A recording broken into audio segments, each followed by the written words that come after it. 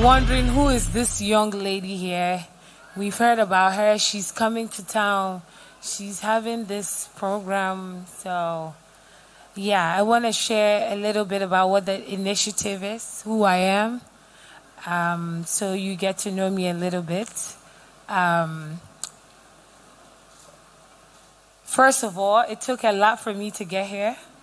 After 72 hours in different airports, flights getting delayed, being to 2 countries, I'm finally here because I am passionate about this. And I care about this initiative and the women is going to support. I care so much about it. And so I'll present what this whole thing is about, this wave that you're hearing about, and then hopefully you get a better understanding of what's happening here today. Okay? All right. Okay, so my name is Eunice Golo, as I was introduced as. I'm a mother, I'm a wife, and what else? I'm a woman of God. I like to identify myself as. So who are we? Impact Wave Initiative came up. It was an idea with myself and my late sister, who passed away in September, where we wanted to support women, but in a way where we will make impact in their lives. Because we know we come from humble beginnings. We didn't come with silver spoons in our mouth. But at least the little place we've gotten to, we felt like we needed to give back and also help others coming after us. And so the vision of this initiative is to change the concept of the mindset of today's woman, where you're not thinking mediocre or because you failed you can't make it. We want you to change that mindset. And so that's the vision, for us to change that mindset, for you to change the narrative, really, of, not selling yourself short, right? We've all failed. We've all attained where we are today because we continue to push. I have failed many times, but I'm still here. So it's okay. We have to change that narrative. So our mission is that we'll empower young ladies to build themselves up. And I'm sure somebody's wondering, why ladies? Obviously, I'm biased towards my young ladies. The men can always be men, and they'll do good. But we need the ladies to be built up, to be aside the male counterpart. And so through mentorship workshops, physical development, I'm looking that with this initiative, I'll be able to, help change some minds of some young ladies, and also push the agenda for them to, bring out the best in them. I feel like everybody has something inside of them that it just takes a little push to bring it out of you. And so that's the initiative, and that's what we're about. You see that our slogan is that we're women change the narrative, and we're women of power, integrity, and excellence. And by power, not that we are... we feel like we are the Ogboros, or we feel like we are all that. But power is something that you portray in so many ways, without necessarily screaming you're powerful. And so integrity matters. With whatever you do, you should uphold integrity. That's how people respect you. That's how people listen to what you have to say. And then, of course, be good at everything that you do. Be excellent, whether it's the little thing or wherever you find yourself in, or wherever you find yourself at, just be good at what you're doing there. And so that's why we're women of power, and I'm looking forward to working and mentoring women to be powerful, to be women of integrity, and then women of excellence. And so that's one of the biggest things for me for this initiative. Now, why all of this? What's the purpose? I believe women empowerment is essential to, our social development, families, communities, countries, and it starts with education. I'm sure most of my young ladies here are in school. You're going to school for a reason. You want to educate yourself. You want to better yourself. And so there's this saying that you educate a woman, you educate a nation. And so we know that through this, education could be in so many forms. And so we're looking that the purpose of this initiative is to educate women, is to, bring them up to their best potential, make a difference in their lives, and also impact their life one way or the other. For me, the biggest thing is that once you're being helped, you will also come back to also help someone. You also give back.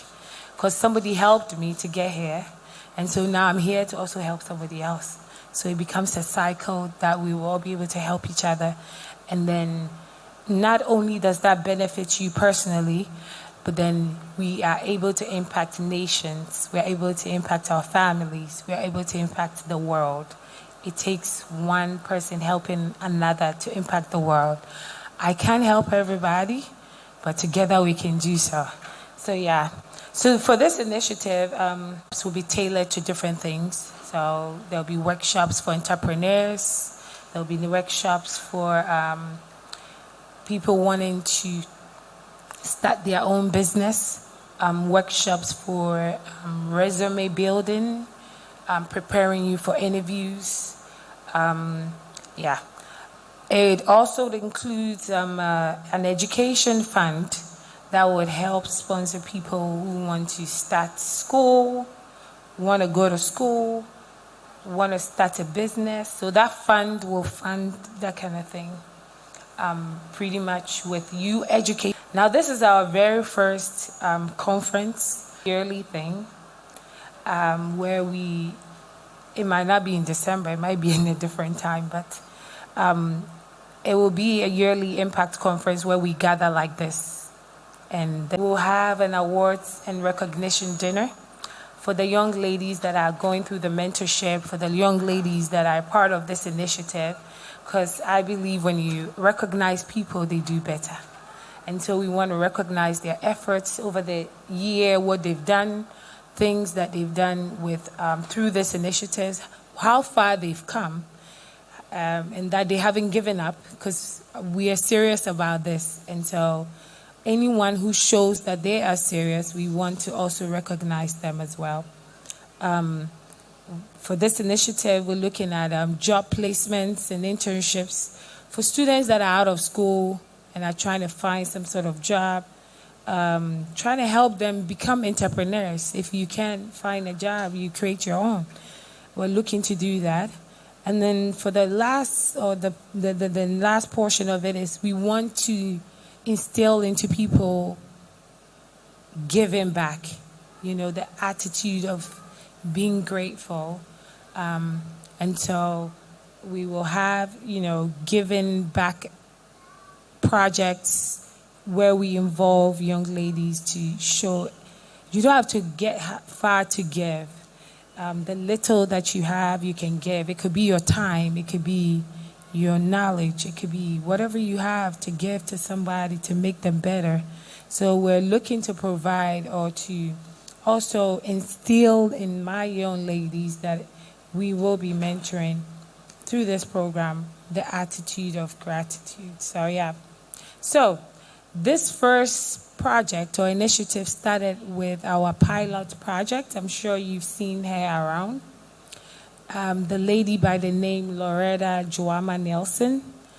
She's our first mentee, and she's pretty much the push for this initiative. We started off with Joama. She had the interest to go to journalism school. I encountered her, and she didn't have the means. Very brilliant young lady.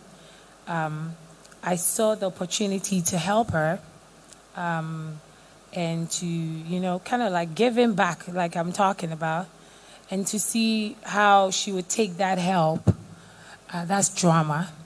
And she's currently in her second year of NAFTI School of Journalism. She's doing quite well. She took the help very well, and so it made me want to push to help more.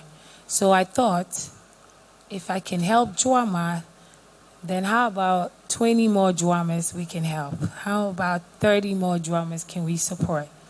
Now, Joama is doing well at the school. I've been seeing her grades. And so that shows me that she's serious and she's about. So she's really the stem of this new project or this initiative. She's the prime pilot of us starting this and seeing that it works. So there are some serious people out there who need help, and we can provide, the little help we can to also support them as well. So that's Joama. Now from my mentees or people that want to be a part of this, you go to our website.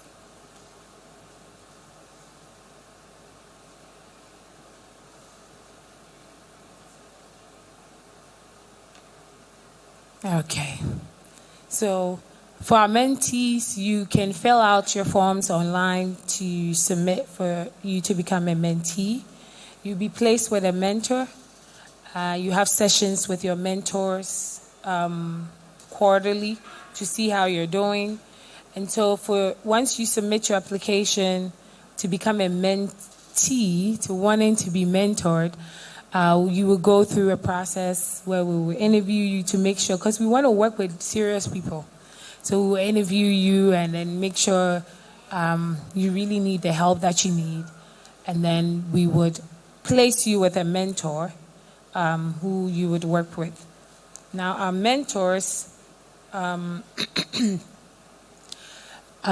mentors will go through rigorous training. We're not just giving them to our mentees to mentor, but they would also, there's a requirement they have to meet to go through and become a mentor for our mentees.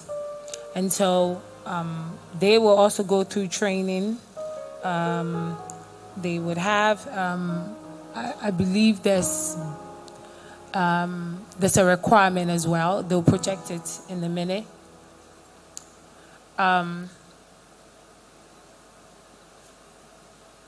For our mentors, they would have, I believe they need to have a bachelor's degree or anything equivalent to that. Obviously, people they might not have those. There can be mentors that screening just to make sure we're pairing up right mentees with the right mentors as well.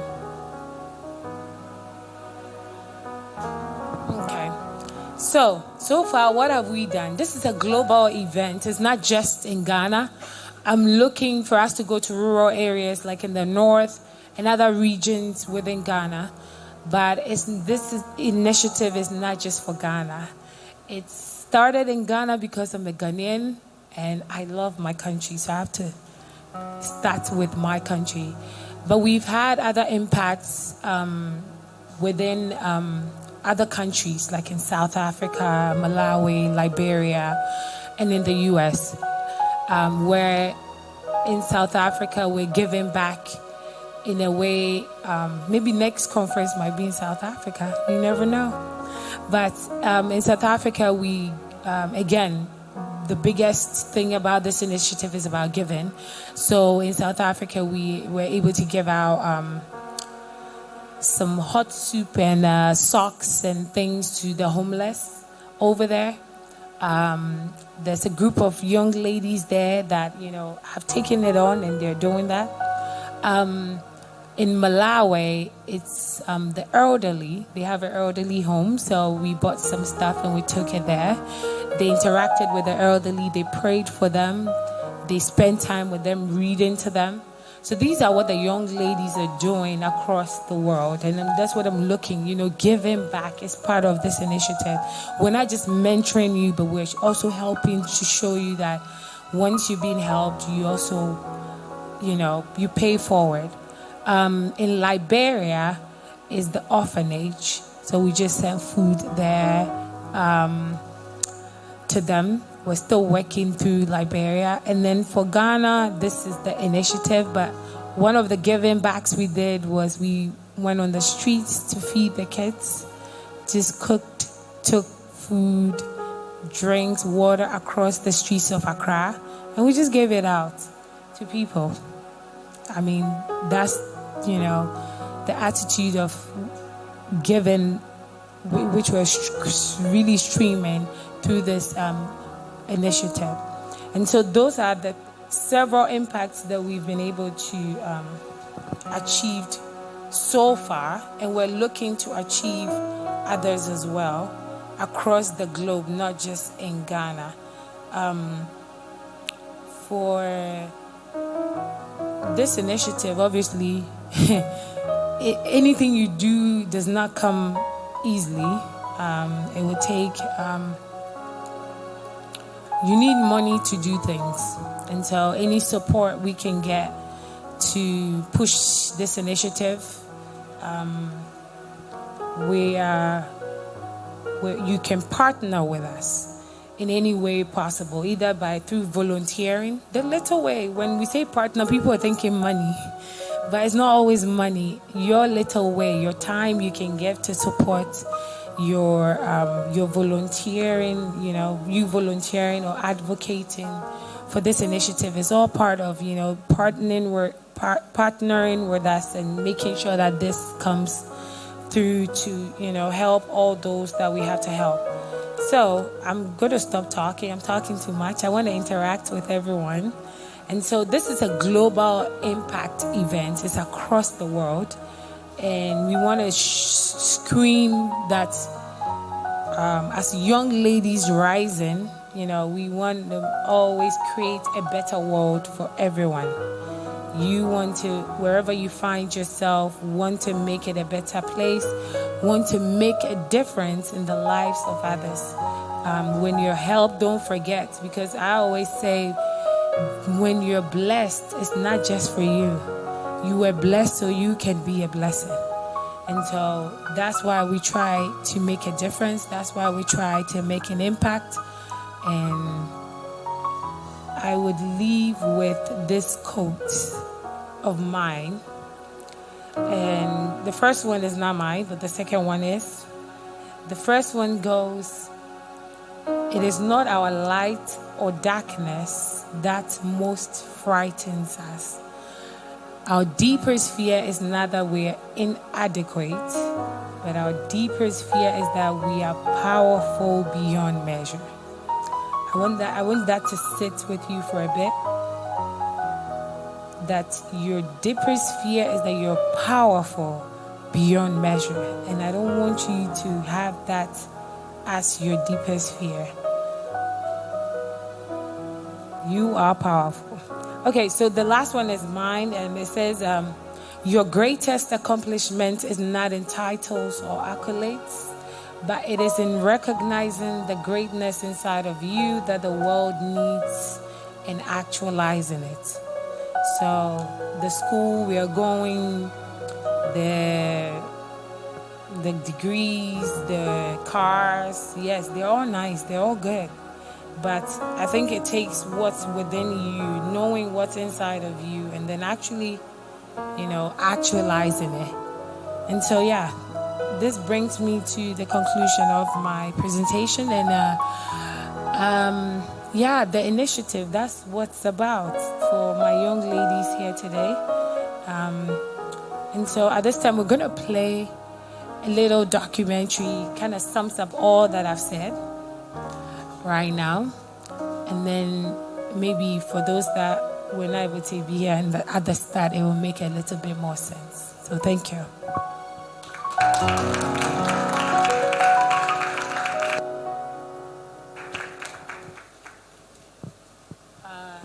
Volume. We can't hear you. I'm a senior cybersecurity analyst by profession and CEO of HKGIT Consulting and Shiraba LLC. I hold a bachelor's degree in economics and chemistry from Ohio Wesleyan University and a master's degree in cybersecurity policy and management from University of Maryland Global Campus. So I'm currently pursuing my doctoral degree in cybersecurity at Marymount University. I'm a wife and a mother to a beautiful daughter. So Impact Wave Initiative is a women community-driven nonprofit. We're dedicated to helping young women bring out the full potential in them.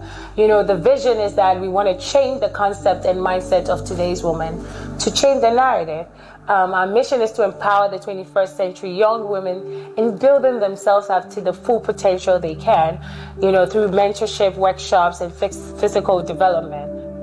We have one mentee by the name Joama Nelson, who we've been able to put her through school. She had the passion and the zeal to start school as a journalist, but didn't have the means to do so. But currently, through this initiative, we're able to give her that opportunity to become a student at the NAFTI school in Ghana. And so she's our prime pilot and first mentee for this initiative. And we're looking to develop other young women just like Joama into our mentorship program as well. So aside our mentorship program and other projects that we have within this initiative, one of the things we want to do is to give back to our communities, not just in where we are located, but across the globe. And so for starters, we've been able to contribute to giving back in South Africa, in Malawi, and in Ghana as well. And we're looking to expand to other countries and everywhere around the world. And so Impact Wave Initiative is not just about dedication in helping young ladies, but we also want to instill the gratitude and attitude of giving back as well. I believe, my purpose is that I've been called to help others. I believe that once God blesses you, it's not just for you, but it's for you to be able to be a blessing to others. Whoever goes through this mentorship program or becomes a part of this initiative would come back in turn to help the next person. That is what I feel like is the biggest thing. It becomes like a ripple effect where you're being helped and then you help someone else next in line. Impact Wave Initiative is an idea that Eunice and Portia brought up to me. We had a very lengthy discussion about it, and I gave them the encouragement to do that. I am somebody who is a people's person. I enjoy when others want to affect others with the knowledge they have. And I'm somebody who also always want to give to others who do not have. So when this idea came up by the two of them, I really did support what they are doing, and I look forward to seeing this to a very greater heights. One thing that I particularly mentioned to them that I'm more interested in is how we are also going to develop, entrepreneurs on the continent of Africa. I mean, we hear about unemployment, and we hear about, the situation where the young, adults complete their colleges and universities and they do not have work to do, and I think that they should be able to evolve businesses themselves and also be able to affect others. So these are things that I'm looking forward to, that we are going to be building. I mean, making people become who they really want to be. So Portia is the co-founder of Impact Wave Initiative. There's something called Women of Pi, which is power, integrity, and excellence. So I do honor or recognize her as a woman of Pi. She was a woman of power. She was a woman of excellence. So I wanted to talk about that. She served her community. She was one of excellence in her career with everything that she did. She wanted to also give back to other young women, but also being a mentor to them as well. And so a part of this organization will always honor and remember her. And we appreciate her work and legacy that she left for us. To my two daughters, Portia and then Eunice, who I adore so much, and I call them my little pieces of germs. I'm very proud of them, and I do believe we need to carry it on to see to very, very higher heights to the benefit of humanity, both in the U.S. and in other parts of the world. Our dream, together with Portia, will not be lost in oblivion. Unfortunately, she's not here with us at this moment, as she's going to be with the Lord. But we do believe her dream will be carried through, and we'll see it to fruition. Absolutely. So I just want to thank you all for being a support and part of this great initiative, especially to all our sponsors, the team, my dad, my siblings, friends, family that have been pushing to have this initiative, start off. I am forever grateful to you all, and I know there's great things coming for the young ladies that we're looking and dedicated to impacting and helping you bring out the best potential in you. I just want you to know that you're going to be a woman of pi, which is power, integrity, and of excellence. And so I look forward to working with each and every one of you guys. And woman, change the narrative.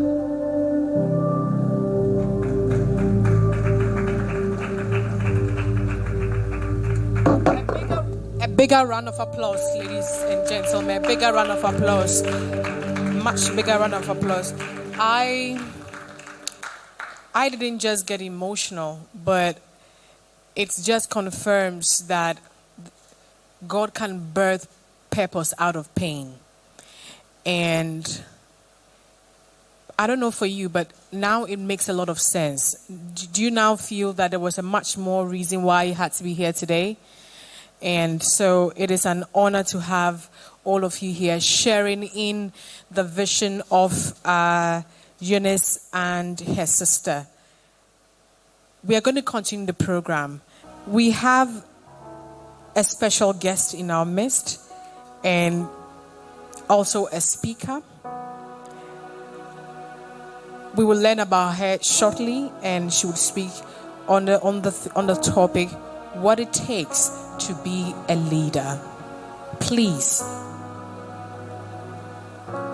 Her Majesty Nana Dr. Ama Amisa III is an eminent traditional ruler and a paramount Queen Mother of Mankasim Kingdom in the central region of Ghana. In 2005, Nana Hima spearheaded the formation of the Central Regional Queen Mothers Association with just 6 queens. She had the honor of leading the association as an interim president until 2011, when she was formally elected the pioneer president of this noble association of eminent queen mothers for a 4-year term. Her Majesty served as the president of Central Region Queen Mothers Association for 14 years. Nana Hima is among the founding members of Queen Mothers Platform Ghana and currently serving as the advisor to the executive board. Due to Nana Hima's love for women's empowerment and her girl-child development, she founded the Lee Foundation in 2010 as a registered non-governmental organization. Lee Foundation focuses on health advocacy for women and children through public health education in schools, churches, youth groupings, and during special occasions. Her Majesty has 2 honorary doctorate degrees in humanity and leadership from Kiyuwa University in Uganda, and the other from Richards Bible College, Ghana. Please help me welcome Her Majesty Nana Dr. Ama Amisa III. Yes.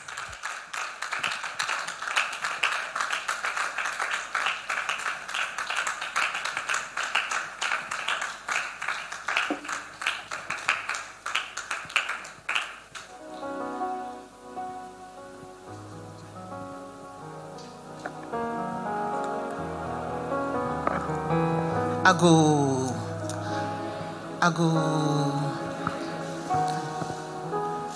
Me just there. Fanciful waha. Me da see. Professor na do shondodo. Eunice na ne papa. Nana hema mpenyimfo a we share wa ha. Mama ho na atena se mejes wonje ma hene wa. Mpocho mejes wonje ma hene wa. Meda ho na ase. Moya aka no fonti monje modo na mo homba makakra. Eunice ama ye raho. No nyida ye raho. Ore kasa no mekache na hema da se mezi fufura no pe ya nka mada. Osana moso kasa no. Ntino chira brofo no wakasa da mana. Ya nkasa da. Choboi. Wonka ka wo ho ai. Yezi aroho. Dede isun esro. Yezi ba mahia sister Portia. Nyame a friend. Mastre nke minute. Yenjina ho mahia sister Portia.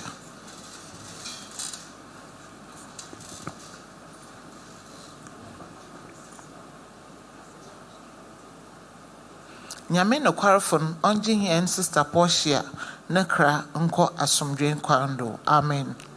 Bocha wantina ho mam.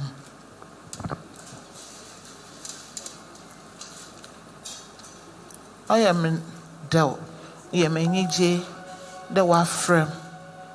Da menye menuanom mbakasa. Menye mamba mbakasa.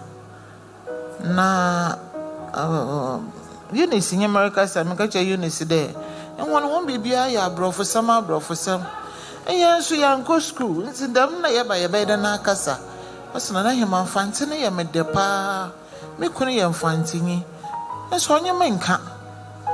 Me pedal Monsieur Fanticas and on your man can am so much row. I say, can't come for me by girl, me pedal Sian Fanti. So what's up a day, Sian Fanti? It's having say you to be an a year country, you know.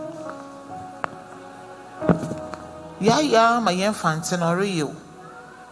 Now as long as me ya mangesi mo mahima, me man fancy yoda. This is School of Languages, Winneba. One campus war a Jumacom. What's another hima? Yeah, then Miss Windsor Mitchell. Na here she about my hen fancy in Wigina. 50 years to come, no. Say Zagura fancy by you. Zagura fancy by you. Into Mr. One, woman hen and casse on your hen a day. The power chow, oh, here pa. Into what's the CCR who is a leader? Na CCR there, so walla see a leader, Reba. Leader AJ. Leader a can't obin kebi. Leader walla a chare on watchero. Damn you pan watch my leader. It's in a way. Now, what my years can you share if you impo abrabo? Doko. So you doko. What there oroka? We most are nanto. Mammy Zikana, wouldn't want you how what you do. So we home. Obian co side, Obian ba, when you know what you do.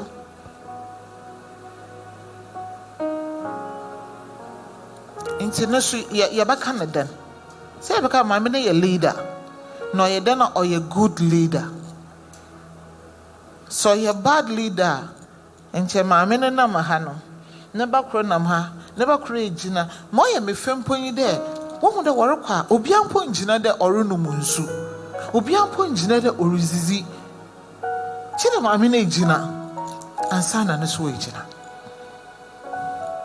The mini panebacado a good leader. Leader a car or being kebi. leader anka Eunice ka say ne papa akesa obi angasa bi ente brofo tena ho ka wan to autocratic leader or a leader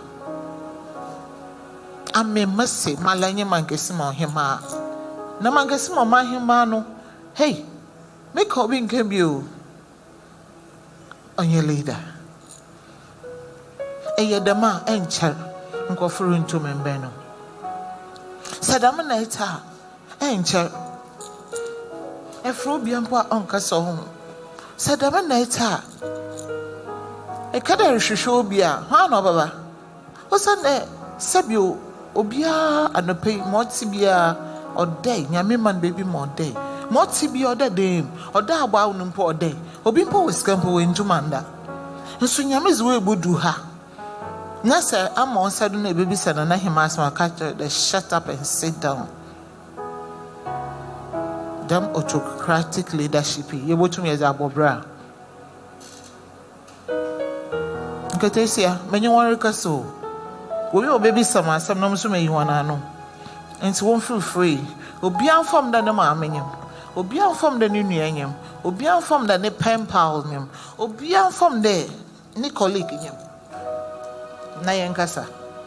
Man shut some name, friend. I tell no you. But O Sunday may ye servant in tea. For free. I had a mass American Oboshu. Nti autocratic leader. Nisu na neban.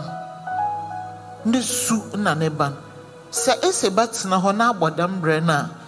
It's na wufie ye leader. Sabi makam wompo wanzi. Ewo wufie ye leader. Obi owo hebia. Eshe wunya kakaba dumpa ye leader. Yember a democratic leader. Tisia Ghana ye wo democracy and I need an workan. I mean most of democracy. Messi Ghana nyan democracy or a democracy. Osane enyamo record no too bad. Africa kraba undu baby a orika some chepengina ebeka do no what. Wo me share FM stations. Come here, show TV stations. Obi town or Ricasa. Hey, one man won't do on Tikasakra. Me was on the veranda. Me was watch at the con. One fan to play simple was a kita Nancy. The mini pay or president Aroba. The mini pay or share. Nessinia. Ay, Jesus Christ. We won't die democracy. But Ghana yajia tum do ye kabi mami kembi. Into a leader, good leader. Eka nya botano bisum kembi. Man ya wajuna was eka only the man ye autocratic na ye reba hobium by yesi democracy. Meme onye democracy. Oninya bodam for na. Anchor for woman. I have put the panta in over her. Mema ye for pantai nonko. Nanche good leader no. Oh, Eunice. As an year start at 10. Eunice say, you best start at 12. Incidents in a friend waha. I a program so S10. Why 12? No. Good leadership no. Or there, a can't democracies, or they hanging on a ye cambum, ye journal home, ning na ye tutum, ye who the EU or ye my hand, na ye took a name. Ya ye the my yen tumum, and ye good leader. He said, and I do all the baby and I agree. He said, I'm on origin one officer, or so my hands we origin one any fee. More room on ye them na yansu ye whom. And so on and I know I can't democracy no. About them intimacy. Yet na higher yam babawa, mana yes you do. My sister yesha abrabo can, yesha abrabo papa ya bono. Mezinya mystery. onyanze nyina na wosua na school day mu me ma me wan ko school da me ma me wan ko school da enso se me ma me ye maths wa ha mama fa calculator ma fa pen irabapa ma fa pen na ma abo na ma tro ma me ye nsede na wa ye nsede na wa ye nsede onu bocha na matena ho na munhu mamreye imagine na miss Mary school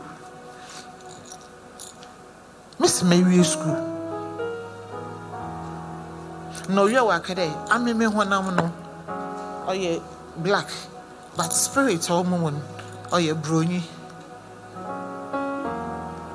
we mama me ka chere ma ifo there when you boy address aba mama hon na mama me dressing and emba wanko school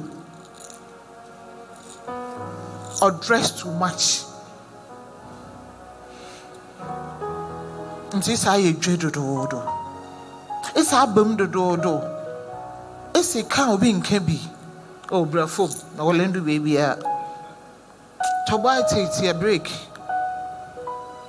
upon one chow ngete isia aya mo hwe hona musu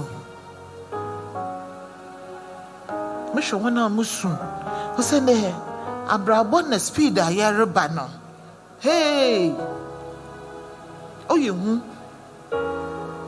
need say that see what them programming I wish that me tell you nipa buy 100 na mbe hie one abante one kanche one nua no one nua kanche one nua kanche one nua but your next conference no one bra mo yefe wo somam kra ye pe wande ne ye nyi na akasa o se na ihe na ye no mobinom no adum bi na wa adum ye ma ye nso ye gina ye nyi won kasa ye nye bi mo anya na ngasa ye nye bi but your nda he na wo mu bi wa ha de ma menye won kasa hello obi wa na ma menye ne kasa nchari a na ma me ta ase obi nyi wa kasa o ma me accident umuya na kadan just like that umuye na wo susu umuye no catch her there bocho awara bocho easy Mr. O edu time o there were ehun obi so de be na wara when was that look at it what shall not so all your radio share in there I'm a catch the telephone now what time I should I there were so we mama parka now the master so mama no need time but your mama Ghana on tukwan are a businesswoman thank you into businesswoman over time time but on you know that ne ban obey spy be say spy ladies men can chon why spy e botu my spy wa ahofem what's the painting moto e bokwa koto all the makeup so we are seeing nyina e be ye makeup but obi bo nature obi yiwama hey your makeup artificial yin na ye ukwa won twintwume na obo hu je mo se de ye bia after 50 years chida nyame no kwarfo ne bem na awo no mpo awo bi enti na miss ladies were spy benyene ze na chida na la wan fan life wan fan ka ye alombo bites 100 years simple task or tempowa obetu mawo na wo so e enjoy the mama phone ye me hihihye wo ba fi 25 years on maka kunasam on maka yirasam on maka wasam mami oide wo ye me hihihye enti munia meba de ben Insinya Mr. Writer. Oh, Bompayati, Mr. Wright, Baba. And now woman, I'm Surizi man. And na Papa Surizi, na Papa na year num 2010. And no Kwesiman Saho, and no Hydra Tanifie, and no Waha, Intinala, never no fun. And myself for spy at it. So him, Ananda Nawati. Nipa Hinanda Nawati that was spy. Hello. And the American one day, BCA or spy. To make up so we are seeing you know. You know, US Mary Kay na one of what to do. Mary Kay. Obi so hobby. Baby, but try to be remind. But don't make makeup no more your fake crack. Munuano, member or spy. And say spire. Na me tree. Enya ejuma kesibi. I want your manager so Holiday Inn. Na agunye manager. Nti your leader wa. No son that spy. Nti wo be a spy. Everybody na nantu pa wo na to spy. Erika sawa spy. Eye bibiala nti leadership skills obi bo hu wo mu a. Obi are hu. Osana high spy ama wa kan wo bibiala. Nti in the man wa kedo yenya manager is for nti mbocho ye mo nombra. Nti yesre eye wonye wo maame no sunzi nkomo. Ma me hon papa bi me hon uncle bi, me hon sofu bi, osobo wa. Ma na me hon bibi wo no ho. Obanum kakra na na amuchie mu wonka. Ma make a water sir. Na sofu na papa na amuchie mu bon. O ma me bakade de me ho. Enti wo so epena asema. Okay.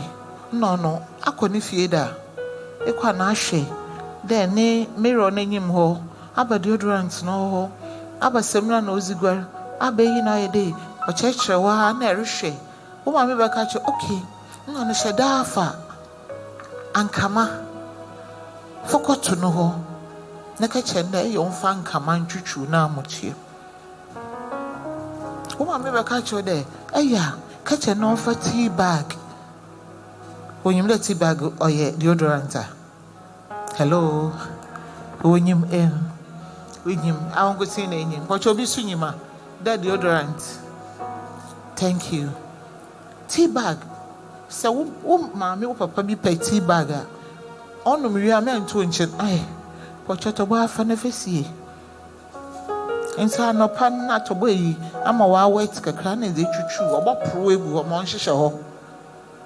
Ebo we was in your book, and why you fine. Now we catch in. Na saying can't train. Oh, mammy, and can't show papa. What's a stampo? A piano when you know what was it. And I'm a catcher, me. Mammy, I be I'm a king. When young, oh, he's my best friend. She, man, and also overwhelming. I'm with him one to two. Ochina, oh, don't do no hour. O coach, you need simple catch him the man, and I'm with him one. No was a best row. Damn no wakada ye leader, but my good leader. Oh, mammy, Benin. For mammy, your own uncle. For papa, your own uncle. Not can wash some children. Dan de kwa catch your uncle. In Penny Fussy, it was some cobosaba wobble. Ne pona won't far more. He says, Mamma catch a warning in a HMS. Oh, as my can on your them, in one mum there. Men casa different into CCI easy, man can into one farmer. What to the mamma? It is what some cobosaba waji, name me pona won't far more. Miss Ron, or may I say, and young go fast ye. Yes, I must say, I can answer. Yes, I must say, yes, young common. As I'm shiny here, the obey you, G. Why were some narco catch there when your uncle? Wufi asem na koka ach ndo ye onyankon achina ye otamfo obi anhwe no ye. Ye by transformation leadership. Hey, or your best. You know say who bibi wa na brabo. You know say na papa hu there. So wotum what so dam, what for them NGO ya. Obobua, obi so abo obi so abo obi. Obi say, hey, menye na na hema kana nti ye. Nda ma brabo asesa. Obi mponara mporenka. Nche dam nyipe. No ye hwipa. Nanso okọ dam chapuri. We je ye wiye. Of leadership no one. What transform na brabo ama? I say wasi sa medin. Na wasi sa me shebre. And I hear them know what to. Wasi sa medin. Idinya osrefo. Omode sro me. Enti me pa mini. Na wa ye me say Irasi.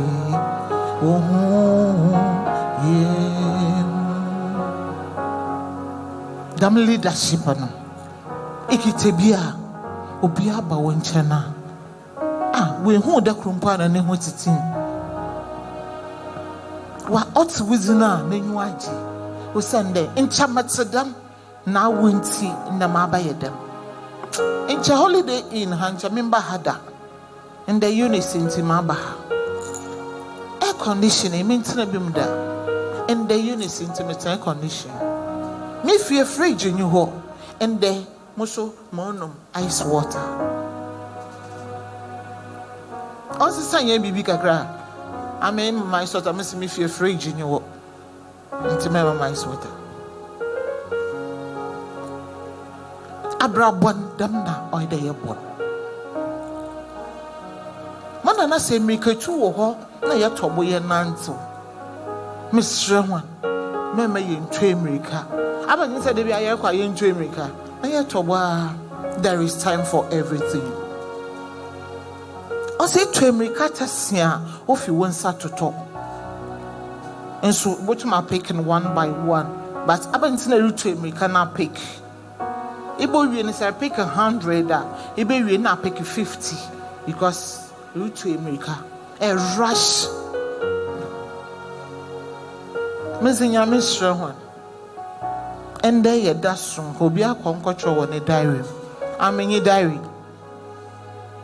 metro calendar do nti kwa akobo date na za esuen ye no monka wuchu rehearse obobo wa abrabum obobo wa kwentum obobo wo wala wonzi yem you know say bi mpa next conference one year no Ghana obey no baby fufor na nche hia na yen full plane dey na ye ko full plane ana yen ko bi ye mo hina your passport oh one thing one say ye mo hina your passport enti ye do half mbo enti say dey your passport yana yenyi bi yenyi bi yenyi bi aba hwe ye bako abrochi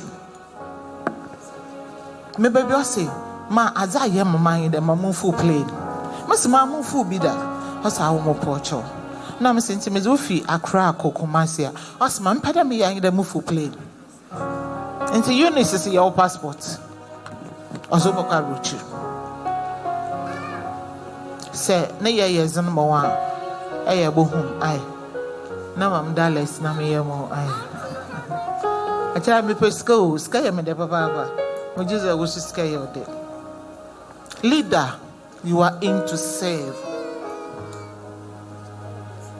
leader bia o ya mama du bia o ye leader bia ya bawa obi onyi mi bia eba mangesima as mangesim abawa da na me frem o sande mosia me gwa no so Mosia malami ni pemu no so mo son sameze dwa ka ho a ma mu nko Ghana ma mu kro mo mpo mu nko ho na Ghana abaka inti brefu Eye managers are brefom. Eye teacher brefom. Enye mo fama no flow. Ihu da wo ye nwan so so atie ho. Ihu da wo ye aza onya atie ho. But mo won there you are in to serve. Eye abawa ate. Inti say go ho there ya abawa. Ihu so wo crown. Na sa was a leader and say, hey, one bra, my own the foot from Nancy. I want to do. I would be baby chap my pump nice when I never see. Was it Jafra Batata or Conwa or Nancy Wapum? It's a good leader. Go home. Jabawa. Abawa is somewhat too much enough for one amazing.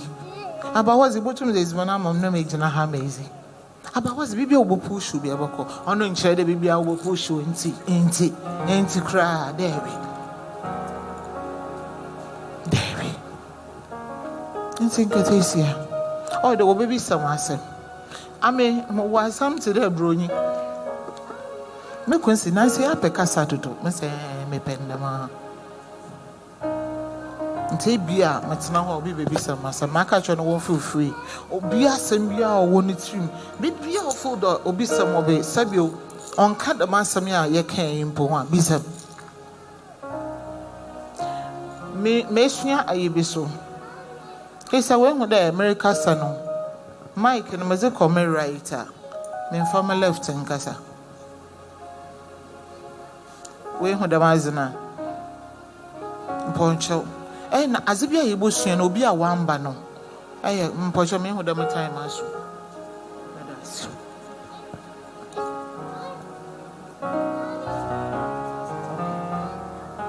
after okay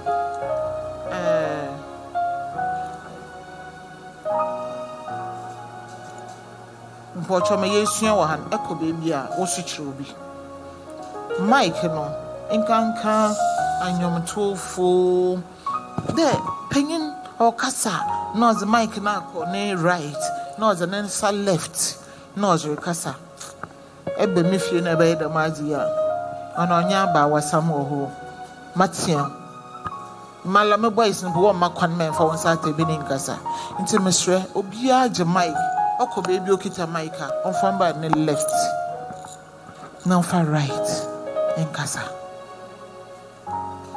woma yenchira moframa bebe wo bi achire far ko left far right fakasa osane into me jina ho tiwo dem a motibia e beto to onsa not left right me da ho na say me kade obi open obotum we bi samasa into 1 minutes into Madam MC my phone. But your man can say, I won't find champ. That's me. I'm a miss more time. Man can see my bower. Madam Wanasi. Thank you. Thank you so much, Mommy.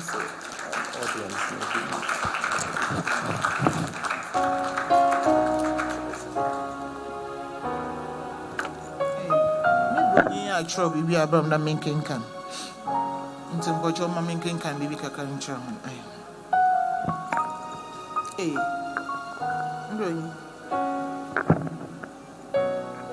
after some of the okay, as a good leader, you don't have to be autocratic. As a good leader, you have to be democratic.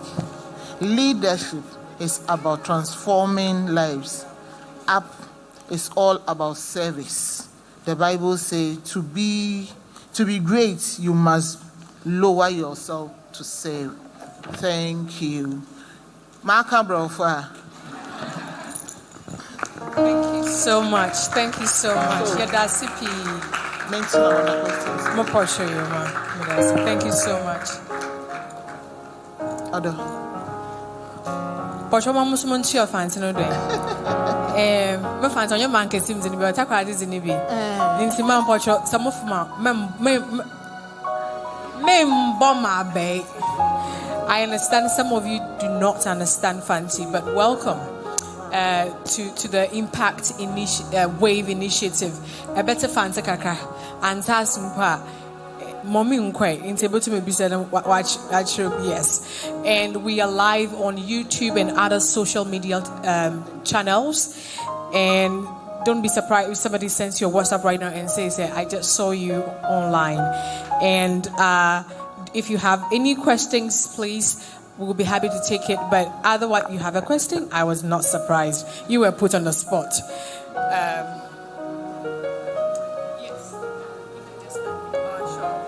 Oh, can hold it. Good morning. Wafema Chawasaki. First and foremost, me pede me applaud yen kwemadan waka say ye pa. Na no so ye feel pa. Na on making statements be me feel they are very important with regards to the fact there in Besiafo expiring dates for you. The reason why me pede me be said me question there. Most of pressure was society or on women there were there at a particular age were there were. But the reason why I'm asking this question is if you be so left. Thank you. Okay. Ebiana besebi wahadea where do them age now ni parents ni aunties woman pressure. But I feel there was a conversation no or ye on how besia able to manage eko kunifia because ami wahade me nyini wo fear me mami na me papa wom. But see, no, a lot of conversation out there behind the besia obia yepe day na day. I feel that the conversation should move from there. At a particular age, no, you have to get married because it be me the dem pressure no kwa be ma. At the end of the day, we abuse one because of my obibe kenti. No, what's na no way. Ye who more called one Nigeria, the musician, gospel musician.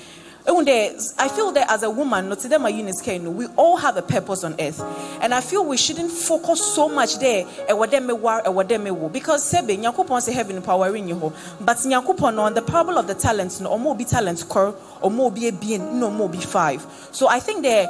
Instead of the yebe besiafo pressure e wode ye chew most from what to our ase besia no behin no ye pinin wo fie ho nti most mebe bro once na asum e hwe ne entuma monko because entumi nyi behin mpem do wo fie and also no so say ye ba maye no so e wode obi ehu maye Obi, Eunice, I like the fact that the loss of the sister, no one preventing because Obi Wawa, if you lose someone you love so much now, you become depressed. But she's actually channeled the pain. She's channeled the energy into creating a platform for us. And I love some of the things you said, and this is why I like attending conferences like this. Sometimes as a kora Obi Bekacho, no, you just put it in your head. It's important, mommy. I'm just feeling that there could be someone here who is going through that pressure. Able to make now calm it down now because if you are no so by no what's the expiring date home and it's going to put so much pressure. It's important. That's my question. That's them are making no. What's the name papa? Them a fee worker and saying Shana and Wara and that's no and I want you for a war or being poor at the age of 18. What's the power? Name who there? I draw mansa, Shatamufra, Shana Maminum worry. No, was the pressure no to wodo. Mazing day.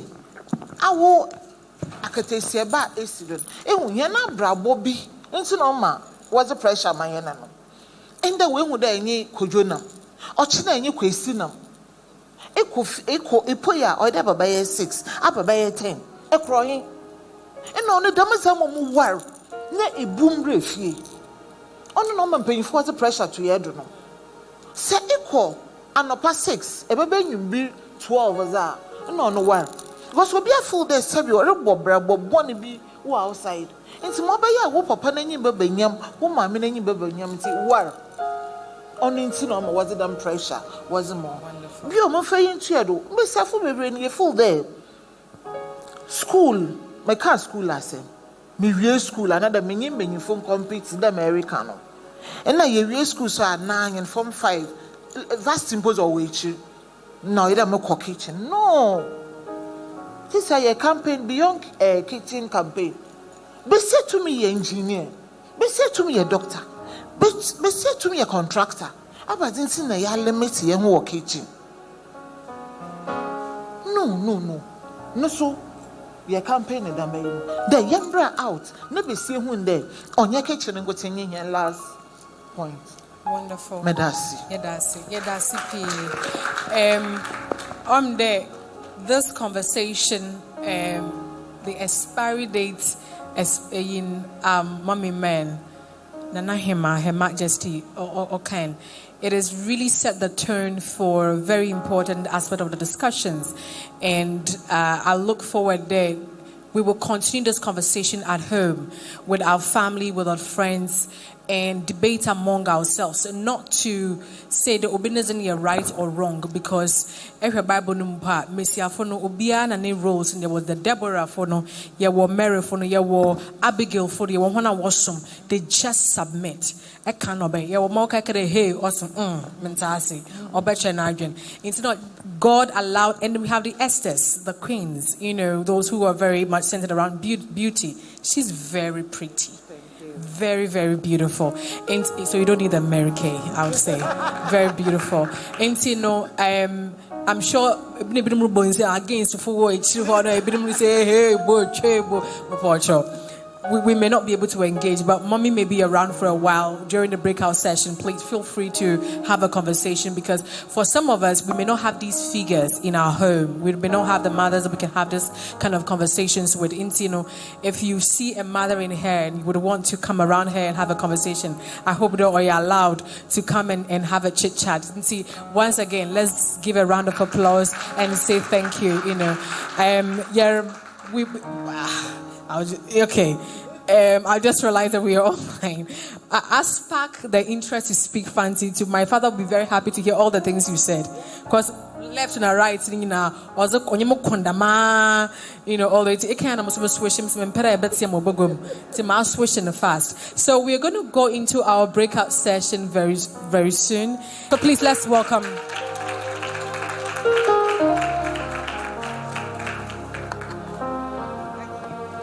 Good afternoon, everybody. And listen, it's not that I'm pushing everybody around, but I was here earlier and we were not ready, so I had to go to another program and come here, and I'm going to another one. So please bear with me. It's beautiful to see women outnumber men. It doesn't happen often. So when I see that, I'm really excited, like, yay, we have our own space and they are crushing in. But I'm happy to be here. I met Eunice today for the first time, but we've been chatting, and I only accepted to come because once upon a time I was her age. Once upon a time, all I wanted for people to see was a girl who can dare to do something. All I wanted was for people to see what's inside my head, not how I looked. I didn't want anybody to focus on my looks. And so I've defined myself. I've created my own brand. I'm not in competition with anybody. I've never worn nails before. I've never worn a wig in my life. But that's okay. I admire those who have the courage to do it. But I'm on a mission, and my mission is in my head. And it doesn't make me conform often, but I work within the framework within which my culture and my community has raised me to be. Each of us are here because God wants us to be here. Each of us has a purpose. Each of us, man or woman, is meant to be here to perform a certain task. That task, perhaps in God's judgment, can only be done by a woman. So I focus on that choice for me to be a woman. And it doesn't matter whether sometimes I'm boisterous, sometimes I'm too strong, sometimes I'm weak. It's okay. It's part of the story. I don't wait for applause. I keep going. Because the applause may not come. And sometimes the applause may come and it's not meant for good. And then it goes into my head and I start feeling like I've arrived. And so I don't ever wait for applause. So I've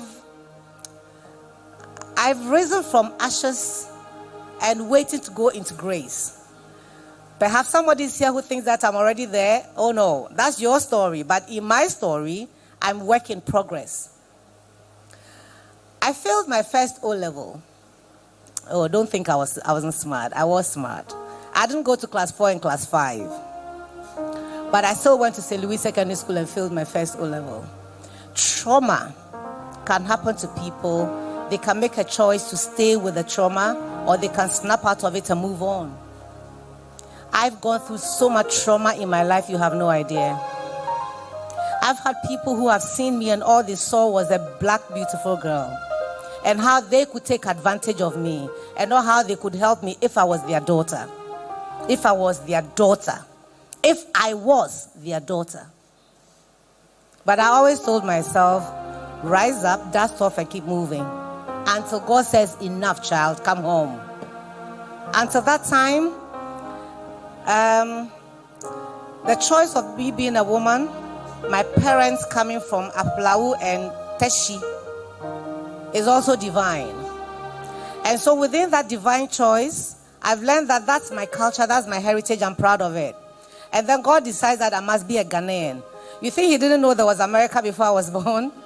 You think he had no clue Azerbaijan was there? But what did he do? He chose Ghana for me. So I allow that social construct of what a woman should be, what a woman should not be. I let it guide me, but I do not let it define me. Because that will keep me in the kitchen. But listen, I can be in the kitchen and I can also be on the stage. I can be around the table where decisions are made, even after I have gone to the kitchen.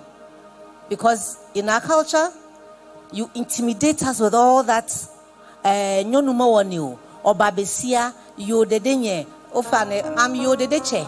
Come on. You know, he says he created me in his image and likeness.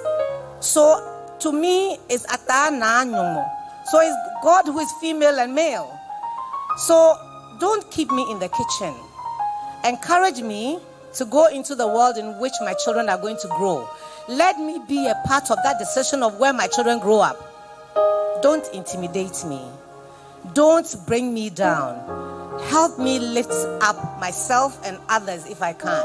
And where I failed not to do what I want to do, can you just step in the shoes without criticizing me? I never said I was perfect. I only said I'm the woman who wants to try. So if you are the man and woman who also wants to try, who's stopping you? Why should it be on my terms? How about I'm short? You all know I'm short, right? I'm standing on something small, but these days age is not good, cry. I can't mount the heels as I used to. Now I have to look at the medium. But hey, I never said that anybody has to do anything my way. I'm just saying, however you want to do it, remember that you're not an island in Ghana. So if people are doing everything that you admire around the world, come on. You think God didn't know that you could have been born in Jamaica and he brought you here? It's for a purpose. Stop competing with the choices God made for you, and let's together lift each other up. The sky is broad enough and wide enough to accommodate all of us. I have my space. There's nothing you can do about it, you know. And I can't do anything about your space. And if I die, who says you are supposed to continue where I left off? It ain't going to happen. It never does. My mama only told me, if you want your life to be better than mine, keep going to school. Keep learning from everybody you meet. Not only the people who taught me in school, but the ordinary people I meet in life. Each of them has something to teach you. Each of them. And when every now and again I snap and I want to bite off your ear, can you just wait till I bite it off before you start screaming that she's bad? I only gave the intent of wanting to bite you, and already you're running helter-skelter. Hey, she has a knife in his hand, she's going to kill me. Did I ever say that? So sometimes, let's just be cautious how we judge each other. You don't know each other's story. Perhaps I woke up on the bad side, on the wrong side of the bed, and I'm feeling terrible. If your smile doesn't cost anything, can you just share that smile with me and help me through the day? Just help me through the day. Just help me through the day. It's good to have a good social network. My 5 minutes is up? Oh, it wasn't for me? Well, I claimed it, thinking it was mine. Okay, so I'll be watching you every now and again, and then just do this, and I'll stop. Yeah. Where was I? You can blame it on menopause, it's not me. So, you know, It's not easy. Some people are just hateful for no reason. I've seen it, but I'm still moving, ain't I?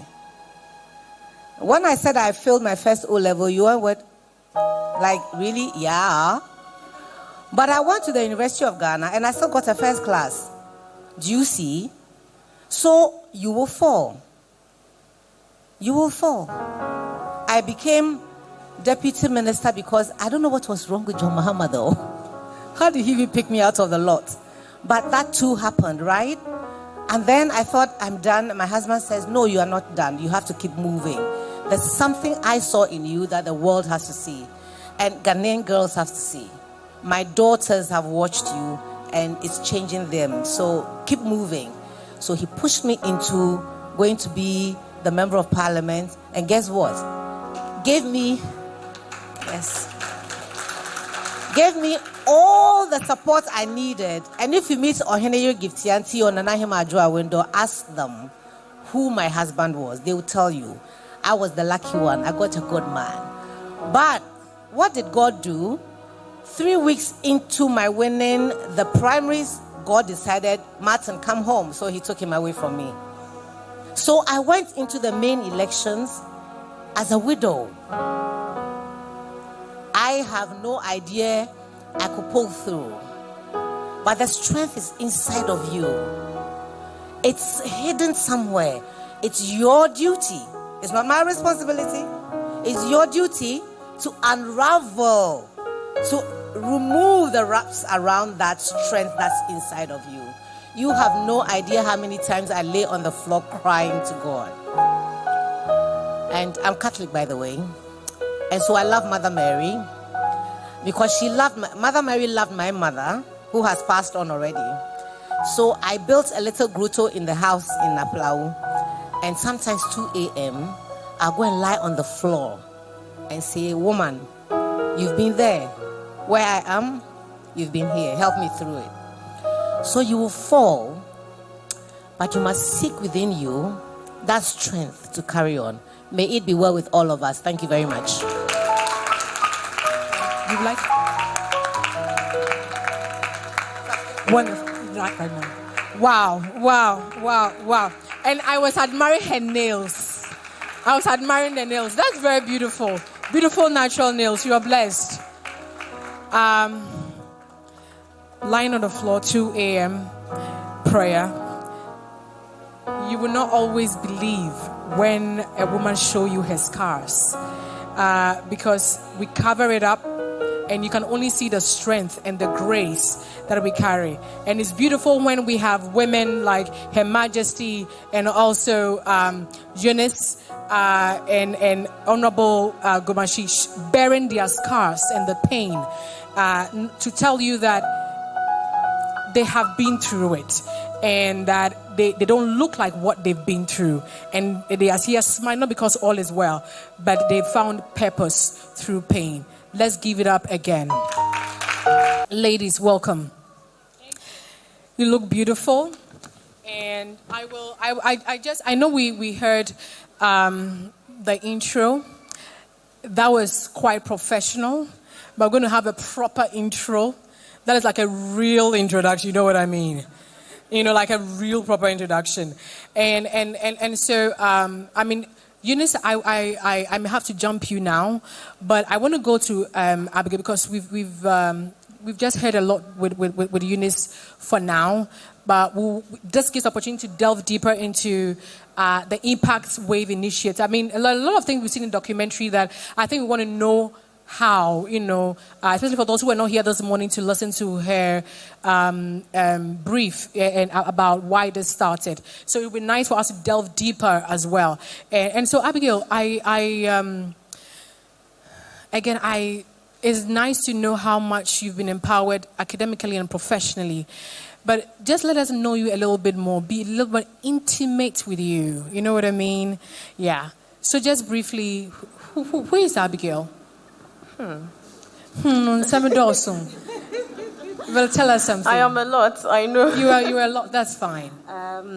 For starters, I would say I am a creative enthusiast. You know.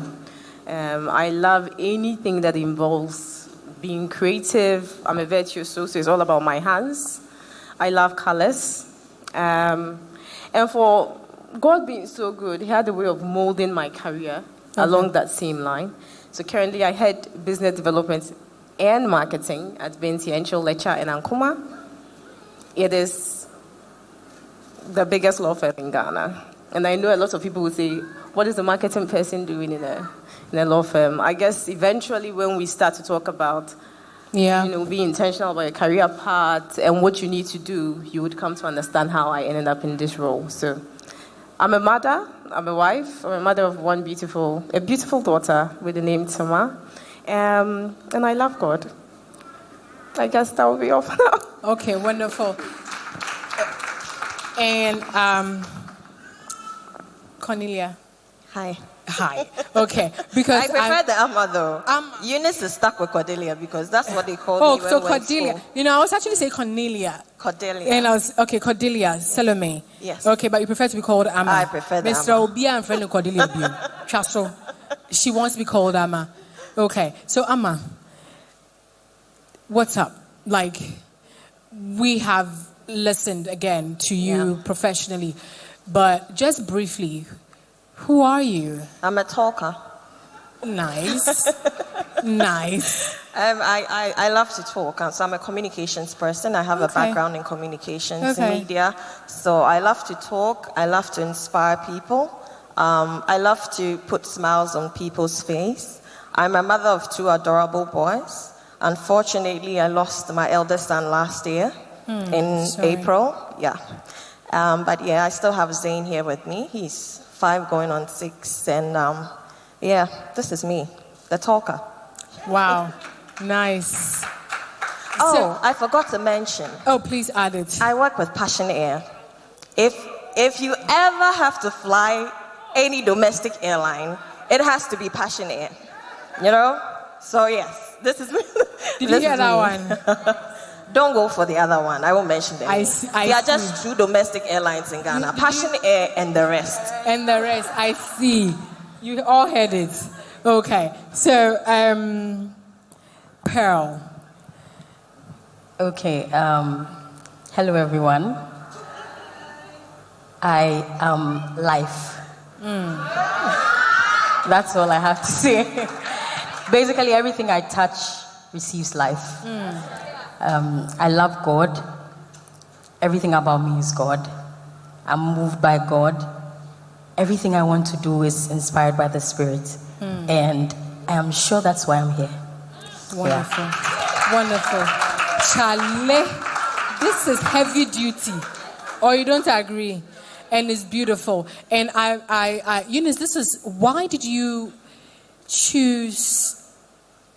These women are from different backgrounds. I mean, this is a talker as against somebody who loves colors and love to work with your hands, and then somebody who is life. You know, what inspired the selection of this powerful trio? So for me, I needed ladies that people can relate to. As they introduce themselves, you can tell they are in positions that, to society, they're high up there. But it took a process for them to get there. They have a story to tell. Their experiences as things that people can identify with. And so I was very strategic in trying to get women that people can really listen to and will be able to walk away and feel like, hey, if she can make it, I can make it too. And so that inspired, and for Amma, I know as Cordelia. Yes. But from Amma and Abigail, they are childhood friends. We went to school together, so I've known them, and we've kept that relationship and that friendship for a while. So I know where they've been and where they're coming from and how exactly and where they've gotten to. And so I knew they have the experience, they have what it takes to talk to people, like my young ladies I'm trying to mentor, to share the experiences and let them know, hey, if you are a business marketer at a law firm, I can also do it too. So yeah, wonderful. And so this will bring me to asking Abigail, what was the journey like? I mean, let's start. I mean, we're going to do the same with all of us, but I want to start with Abigail. Growing up, how was it like? How was childhood like? Was it the kind of childhood that has shaped your today? To a large extent, yes. One thing I loved about my family was, I think I was telling Cordelia and another lady when we were having lunch that I had a very strict mother, and my father was in the military, but he wasn't as strict as my mother. But one thing I loved about them was that they allowed me to explore. I think somewhere in high school, my mother wanted me to do business. So I entered high school with the mindset of doing business. And then I ran away to the visual arts class. Okay. And then I pleaded with our headmistress not to let them know. You see, I loved the fact that they allowed me to be creative when I was young. But then I guess at a point they tried to impose, society's standard of, what was at that time the ideal standard of success. My mother always wanted me to work in a bank. Wow. She would take me to the bank and be like, you see those ladies? That's your babahasi, But I just felt deep down that wasn't what I wanted to be. So I guess I was true to the journey. I was able to identify at a very young stage what I wanted to do and what would give me the most peace. And at what age did you figure out? At what age did you figure out that, no, I think I want to... SS1. I didn't know. You see, I didn't know I was going to end up being a marketer. At that point, I didn't know that being a creative could give you this career path. All I knew was that I just wanted to use my hands. I wanted to work with colors. I wanted to explore being creative. I loved sewing. I've created so many things when it comes to, being creative. I had a fashion line called Style Charcoal. I did so many things that involved, being creative. So I think right from the onset, God just was like, this one, she's going to work with her hands, and she's going to do beautiful things. Okay. And so I got stuck with that journey, and that was it. I will come back to you, but I want to ask you this: how it is like when you are versatile and having to figure out which one is the fat cow. So we'll come back to it, because it is one thing when you are, for example, you want to do medicine. Medicine, there are not two ways about it. What to be an accountant? It is, what exactly you have to do. You have to get your science right. But when you are versatile, it is much more difficult figuring out which one is it, which one is their path. And so I will come back to you on that one, because I think that's going to be. How many of you here feel that you relate with being versatile? I do as well.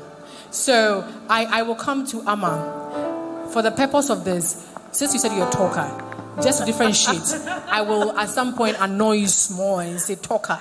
Go ahead. Okay. So help us get into your world a little bit. How was childhood like for you growing up? I mean, are you where you were imagining, or life just found you? Growing up I grew up in a home with very liberal parents. My mom is Liberian, so if you know Liberians, you're just like Americans, very liberal people. My dad wasn't strict as well. He was a very cool guy. I'm my daddy's girl, unapologetically. I'm my daddy's girl, yeah. I grew up mainly around boys, because most of my cousins are male. I was brought up to speak my mind at all times. Yes, but I've always known that I was going to be a talker. So here's what it is. As little as 6 years, I've always thought, I want to be a journalist and a lawyer. Well, I'm not a journalist, yes. I studied journalism, but along the path, I decided, journalism is cool, but public relations is dope. So I turned that channel and moved from journalism into public relations. my life is topsy-turvy. I won't say it has been, is, because it's still a process. I had my child, my first son I lost last year. I had him when I was 19. Wow. Yes. I had him when I was 19, and at 19, at that point, thinking that my life is over and there's nothing I could do with myself, because really, in our side of the world,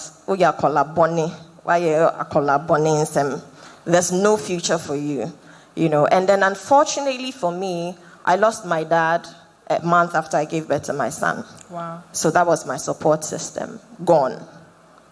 But God has been faithful, and I sit where I am today, not by my strength, or not because I'm special or anything, but by the grace of God. Wonderful. Yeah. This is, that's a hard one. And definitely, I think I said something when Honorable Jifa Gomashi said this, that when she said that at 2 a.m., she would wake up and wail. And she also mentioned how she was inspired and supported by her husband. And then when her husband, just when she had won the primaries and was really going to the real battle, she was hit by the death of her husband. Imagine a society like that, and I can imagine all the things that people are going to say, the words that they're going to say about you, the woman. And when she said that she would wake up at 2 a.m., I said, I can relate to that one. Yeah, they be at 12 midnight. Grow to, so, but we can't relate. How many of us can relate? How many of us can relate? Waking up alone and talking to your pillow and talking to God. Do you understand? Wonderful. And that is the beauty of the fact that all the women here are buried in scars, but none of us look like what we've been through. And so we're going to talk to Pella. Don't mind when I call you Pella. There's a lady in my chair who worries me, gets under my skin. She's called Pella.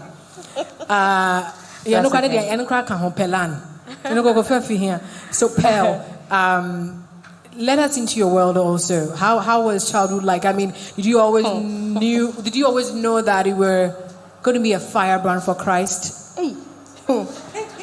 Okay, before I speak concerning what you said, there's something, the 2 a.m. wailing, we call it hey. Yeah. Just wake up at 2 a.m. and then you scream, hey, and then you go back. Yeah, that's just by the way. My answers are going to be very short but deep. One word that I can use to describe myself is street. Started from your childhood? Yeah, street pan, labadi mami. Yeah. Okay. You see, you're picking the words one because we polish the words, but maybe the end of street. Yeah. I went to Burma camp, and I think my mother was really trying to bring us into a circle where we could relate with rich kids and then talk to rich kids, make friends with rich kids, but it was not fine. Yeah, and I'm going to be very real. Both parents are pastors. Okay. Yeah, so I grew up in a Christian home, but I didn't know Jesus, and I wasn't going to use him for anything because all I knew was my mom is always dashing money to pastors. Okay. So she dashed a car that I wanted to use to a pastor, and I just hated pastors from then. But things took a turn. Like you said, we all have scars. I ended up in a relationship. I got married. Okay, I got engaged. I had about 4 miscarriages. And I'm not going to go into that as well. But things took a turn when my mother disappeared. We don't know where she is. We don't know whether she's alive or dead. She just said one time she's going to church, and we've not seen her since. And this year is 7 years. Yeah, we've not seen her since. I think it was in 2015. Yeah, 2015. So that was where my struggle. Say, my mother was trying to cushion things for us a little bit. She moved us from Labadi to a place I call Domeabra or Yarefa. Yeah, it's really far. So we were there, away from family and everything. She was just trying to get out the streets from us, but still no, it was still hard. So after she left, that was when everything, turned on me, because I'm the first of three. Okay. I'm a first of three, and I had to take care of my siblings. I had to take care of my dad because it really hit him hard. He was running an NGO. That's what both of them were doing. So I have the NGO blood, running through my veins. And he just broke down. The NGO closed down because he couldn't continue without her. And in fact, the NGO was being run by my mother and then my uncle. It was like a family thing. My uncle too died. So the NGO eventually closed down. I take care of my siblings, take care of my family, and that's where the Papano story, came in. Life happens in exactly. that area. Wow. And so when I say I'm here by grace, or I'm here because God brought me here, wow, I am not joking about it at all. Yes. Wow. Yeah. Wow. One month, said, when you say a chair now, one of here. You are laughing. I mean, when you think, Eunice, when you think you've gone through the worst, and then you hear something, you're like, okay, enough of the complaining. You become grateful. Because when Abigail was talking, I'm like, okay, I can relate a little bit. Then Amma, talker, aka talker. Yeah. When she was also talking, I could relate in terms of the parenting. I mean, my home, growing up, mine was also democratic. It wasn't liberal like that. Like, my mom was straight. Daddy was, always been a daddy's girl. So I could relate that part. Mine wasn't 19. It was in 2015. I had my son in 2015. I mean, a lot I could relate, and when being versatile, being multi-skilled or multi-talented, I could relate. The street parts, and no.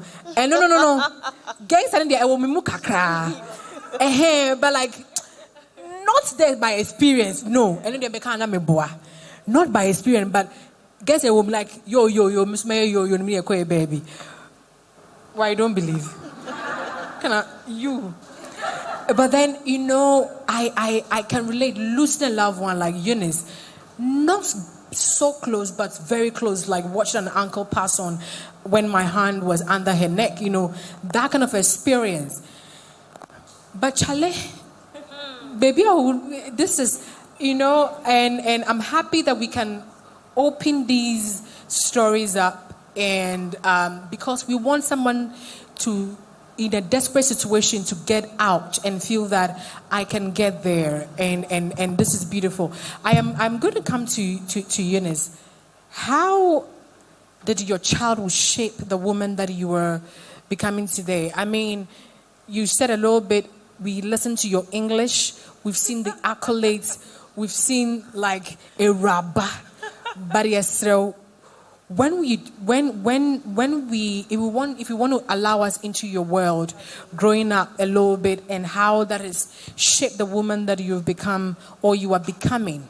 Absolutely. Tell us something. Okay, so I grew up in a home where my dad traveled a lot. You guys met my dad. So mom took care of us most of the time.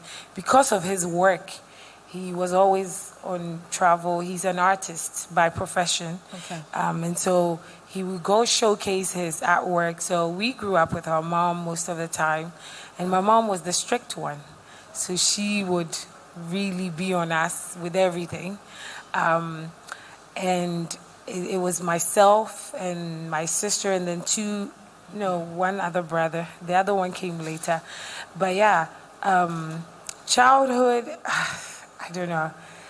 I always say we came from humble beginnings. We are not we weren't rich like that, but we weren't poor. I mean, but God has been great to us because Daddy was able to get opportunity to travel, and that gave us the opportunity to also be able to join him there. But both parents left us, and they left us with our auntie to take care of us. So we lived most of our lives with our auntie. Families, yeah. Exactly, here. So I did grow up here till I was 17. So I know Ghana. I feel like I've had best of... No. I've had best of... I mean, streets more like hers, but I've had the best of both worlds. I did grow up here. And then But how do you think that is shaped? So it has shaped me a lot as far as building my character. Okay. Yes, because I wasn't raised by one person. I was raised by several. It takes a village. Yeah. And so it did shape, especially when you go into the developed world like the U.S., it's a culture shock. But then you always hold on to what you had or what you were raised with here. Yeah, the foundation. And it goes a long way. Because that's why I say I get the best of both worlds. I get to use what I was taught, the things that were instilled in me when I was growing up. It really matters over there because you see the difference. Yeah. And it shapes who you are as a person, especially when it comes to my integrity. It comes to the woman that I am today, as far as even wanting to birth this vision. All of this does help, bring that out. So it has shaped my character. Fantastic. I will come to Amma right now. Amma, you mentioned your profession right now. I mean, I think by now we can now relate. And you can now feel that you know them a little bit more, right? It's like I've taken you into their childhood to, imagine how their childhood was like. And I'm sure some of us can relate as well. But Amma, at this point in your life, with all that you've been through, and this question is, I'm going to take this question from all of you ladies. What is your definition of success at this point in your life? Okay, thank you. And I want you to take it into perspective what social media and, our world right now is defined, how success is being defined, by social media in our world today. But for you, from the view from your world, your journey, and who you are now, what is success to you? Okay, I'm not sure I would want to define success or put success in a box. I think waking up every day is success. Waking up every day to healthy lungs, kidneys, livers, that's success right there. I think basically charting your path and setting a goal for yourself, not competing with anybody else. You should be your competitor. Set you on that path to success. So, for example, I grew up with Eunice and Abigail. We have different paths. Are we all not successful? I think we are. If you'd ask me, I think we are. But we are all, going through our own challenges day in and day out. So for me, being able to wake up every day, smile, that's success for me. Because I am battling with severe depression, as good as I look here today. On Monday, I wasn't myself, yes. Wow. My bosses are here, my colleagues are here, they know. I had to leave the office, yes. Wow. Because there are days I could just sit there and break down and get angry and bitter and not want to be in this world, yes. Wow. Yes. 2 months ago. What? 2 months ago, I don't know if I told Eunice this. I don't think she knows, well, if she does, but yeah. 2 months ago, I had called it quits and I said I'm tired of this life. Yes, and so I tried committing suicide. 2 months ago. I shouldn't be sitting here right now. So I will not define success. Yes, I wasn't successful with the suicide, and I sit here today. You see, I guess God had a plan for me. Otherwise, I wouldn't be sitting here sharing my story, trying to inspire people, because Wow. It's been a tough journey since 9th of April last year. I told you I had my son when I was 19. I'm 34 going on 35. Kofi passed when he was 13. And he was everything I looked up to because I really struggled. And so if I woke up every morning to further my education, to find something to do with work, it was because I had a son to look after. His father was an absentee father. Imagine a 19-year-old, and my support system had just passed. It's been a struggle. And then God takes him away from me in the most cruel way. Because he had a brain tumor, and I literally saw my son take his last breath. So success for me is not the number of cars you have, where you live, whether it's East Lake. I grew up in cantonments, by the way, yes. And I started off my school. I was in Forces Basic, Burma Camp with them, but I didn't start off in Forces Basic. I started off in Soul Clinic. So I had a very, very, very good childhood. I grew up in cantonments around the Togo Embassy area. Wow. Yes, so I've seen it. I've been there. Money is not everything. It doesn't bring you joy. Life is. So success is life.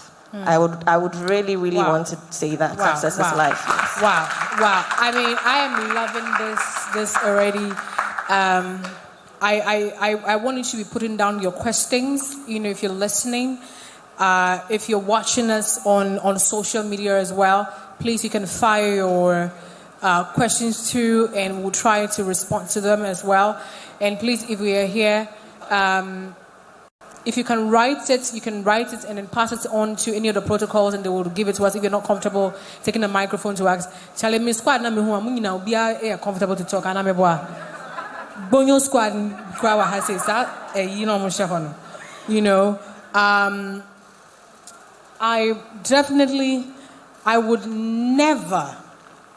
I could never ever had imagined that among the squad, that the talker will be the one to you agree with me, right? No, but seriously, no, I would never had imagined. And just recently, I think it was last week or this week, Twitch boss, Stephen, the DJ who committed suicide. Who committed suicide. How many of you heard that story?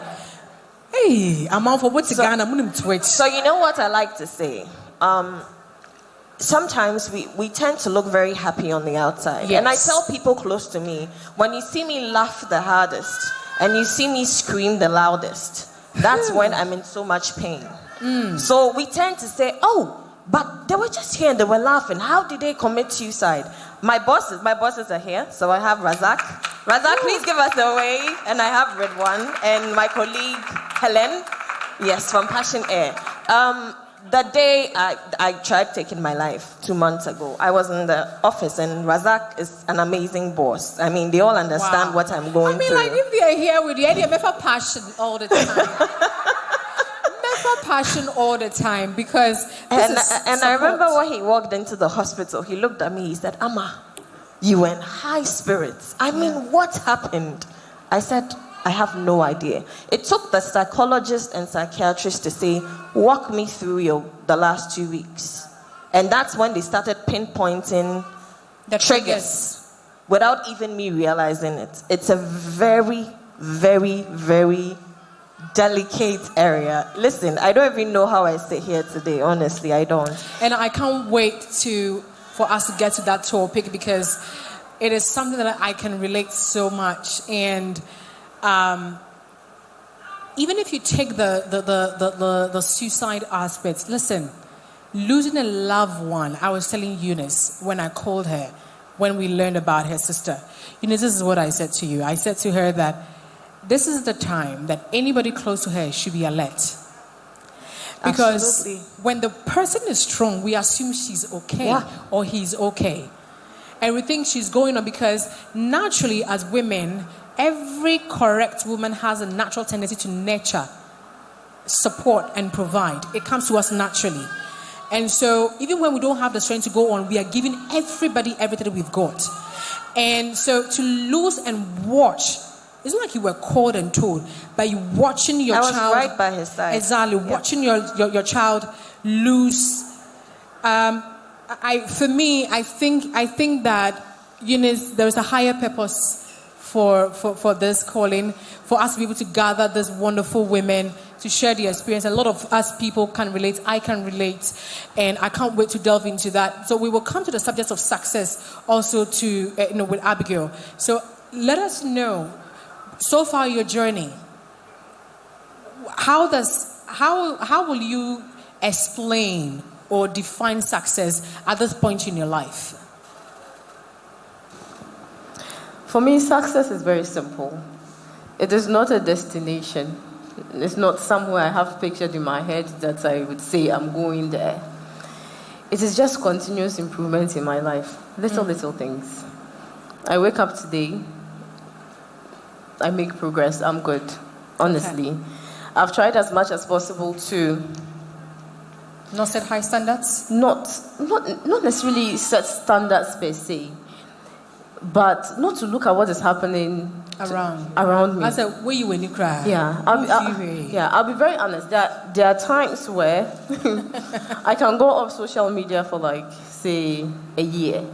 Oh. But then I don't know what it's called, but I have another account I have created. It doesn't follow any of the people that would give me pressure. Mm-hmm. Do you know what I mean? Yeah. So I don't want to, it's not like I don't want to see my friends being successful. But then there are days where you know that, okay, I'm going through this and I want to be intentional about what I consume.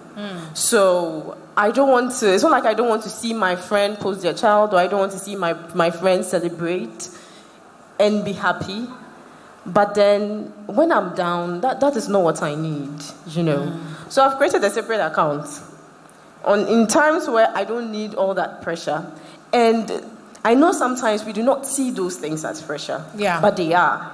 You wake up, you see your friend, hey, Nipana Boga, the person is here, the person is there, this one just posted, LinkedIn is worse, this one is progressing, this one is doing this one is doing that. It can be a lot. So sometimes for me, I'm like, no, let me be intentional. I know the kind of things that motivate me. So I have another account that is set for my own kind of motivation. It's just humor. I just go there, I laugh. I don't see anybody. I don't follow anybody. I know all the gist that's happening. I'm alive, right? But then when I come back, I'm like, Shale, I made it through today. I'm okay. So that for you, success is your daily, it's a daily little thing. Progress and achievement. Yeah, I look at it like the Kaizen principle. Daily continuous improvement. That's it. So do you guys get this, the diverse meaning of success by our panelists? Because of you, I'm rattling English. I can't do my tree. Okay. So for her, for Amma, success to her should not be defined by anything material per se. It is the fact that she can look at the little things in her life. Are you paying attention? For her, the very little things that is not material, for her it is success. She can look at those and say that I think I'm successful at this. And for Abigail as well, she says it's a little improvement every day. Today I set out to do this. Well, whatever it is I tried to do that I could do, if I could be better at this one, I have achieved success. And so, Pearl, what is yours as well? I think they've said almost everything that I wanted to say. Okay. But I'll just say that it is, like she said, success is life. Being able to live every single day knowing that, sometimes some of us can't see in the future, and we look at the future and we are able to encourage others to not kill themselves, not give up. We are always on the encouraging side. Success for me is my ability to be able to be useful to others, where I'm looking at people going through things I am going through and I can't do anything about, or I can't talk about. I look for people like that a lot, and then I help them. So I define success as being useful, especially to people who are going through things that they can't talk about, and then I help them with it. Wonderful. This is beautiful. I mean, I don't know, but this is a power team, and again, I would say, fantastic work to selecting really women who we can all relate at all levels, right? We can all relate at all levels. We enye gimmicks, we enye loto. It is real. Eunice, I would say you are successful. What will you say? By my definition of success, I would say you are successful. And by my definition, if I set a target or a goal, and I can see it materialize from conception to actual, it is success. So based on that, I can say you're successful, but what is your definition as well for success? Looking at technology, social media, and all of that. So for me, my success is based on making another feel much better of themselves. So that's why the breadth of this, right? So if I'm able to make an impact in somebody's life and they walk away and they feel like I made it a little better, it's success to me. Wonderful. That's success. Another way is that I look at my failures, right? So the fact that I failed and I didn't stay there, but was able to overcome that failure is success to me too. So that's how I define my success. You see?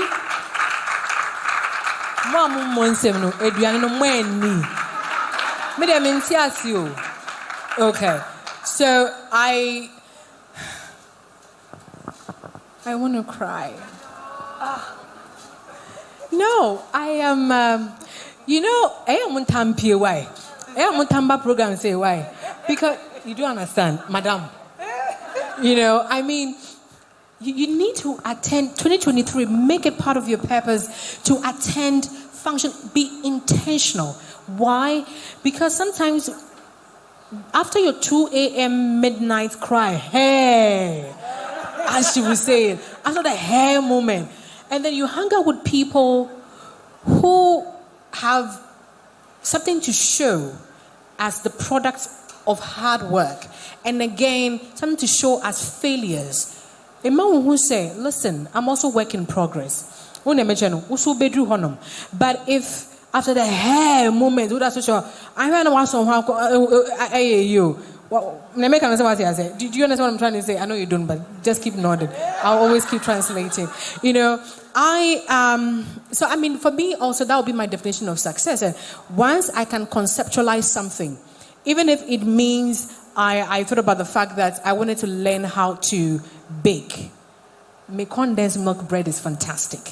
So if I can imagine myself doing it and I can see that happen, no matter how long it takes, for me, it's still success. The fact that I started, I tried, and I'm still in the process. For me, it is success. And again, so I can relate with all of the examples that you've chosen. For me, it's not material.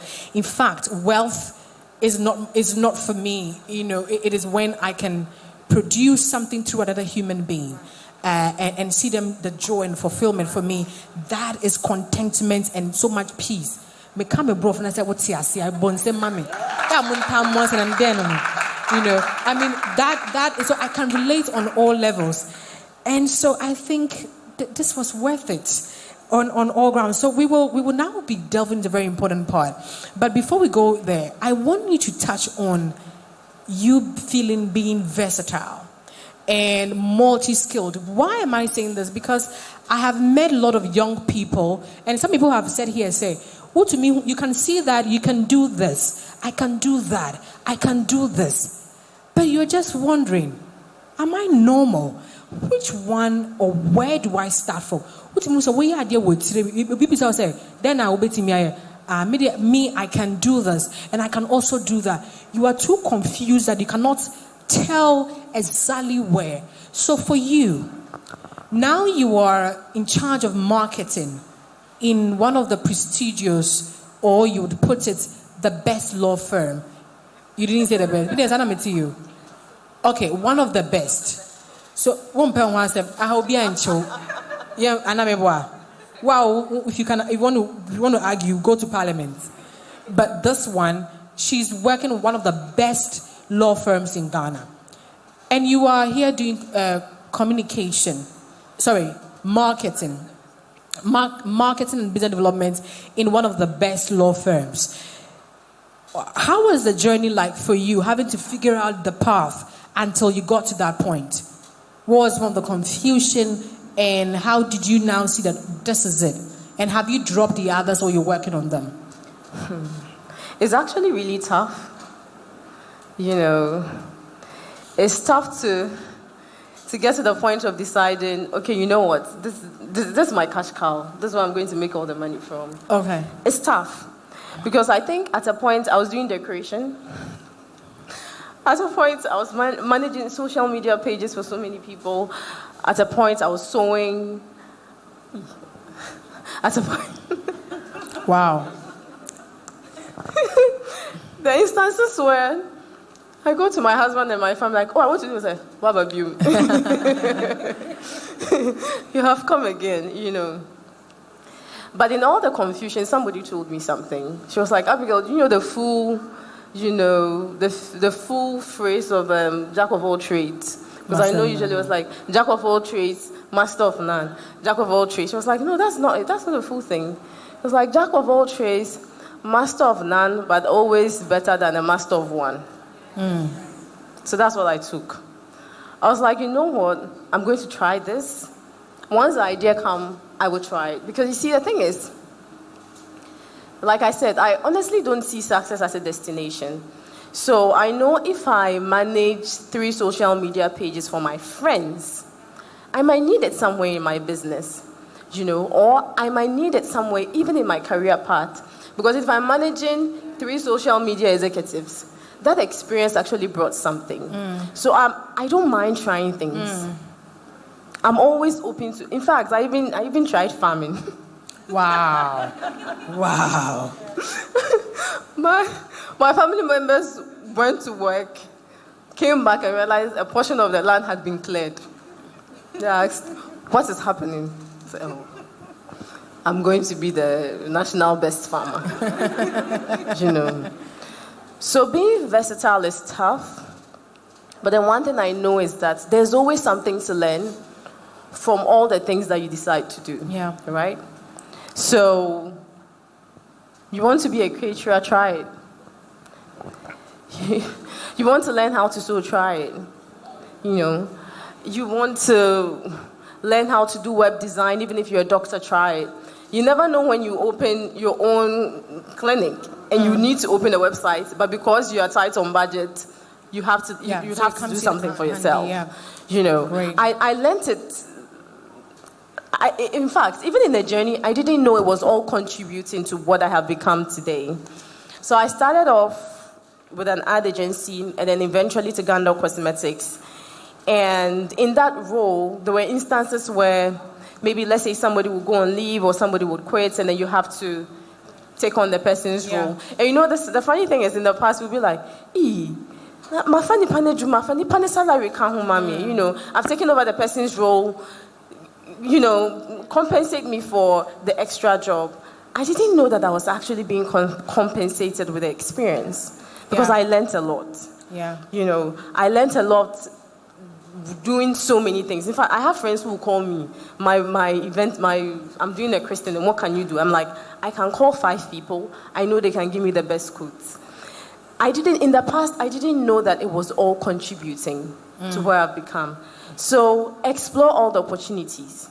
In fact, be versatile. If you have that ability, if you have that the luxury talent, if you have it, explore it. Because honestly, I've met people who don't have it. And I can't live their lives. You know, to be fixated on just one thing, like I'm an accountant and that's all I do, the numbers. Maybe it works for them.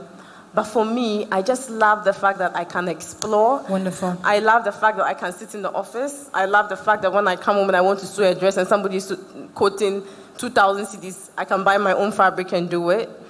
I like the fact that Cordelia Sewing was like, Abigail, when are you making a dress for me? I like the fact that if tomato prices are too high, actually that's what drove me into That's what drove me into the farming.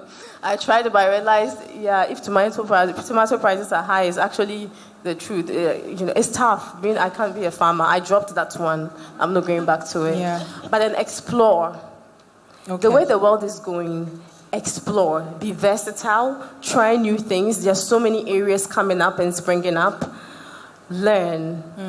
Pick up those things because it would actually contribute to your professional development and then also your personal development. I hope you can relate, you can understand and appreciate the points.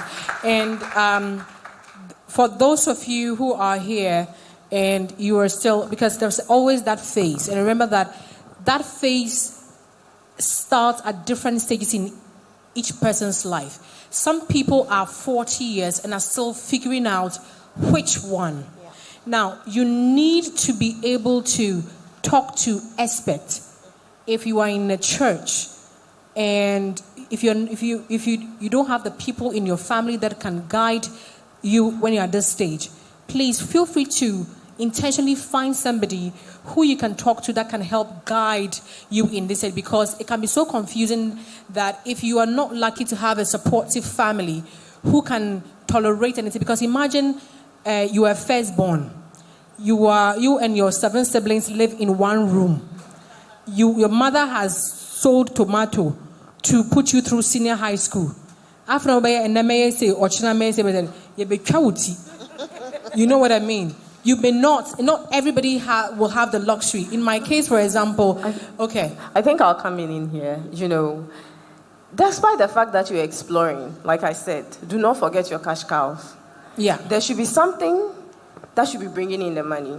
So for me, I realized that holding on to my 8 to 5 was the best way for me to get that flexibility to explore other things.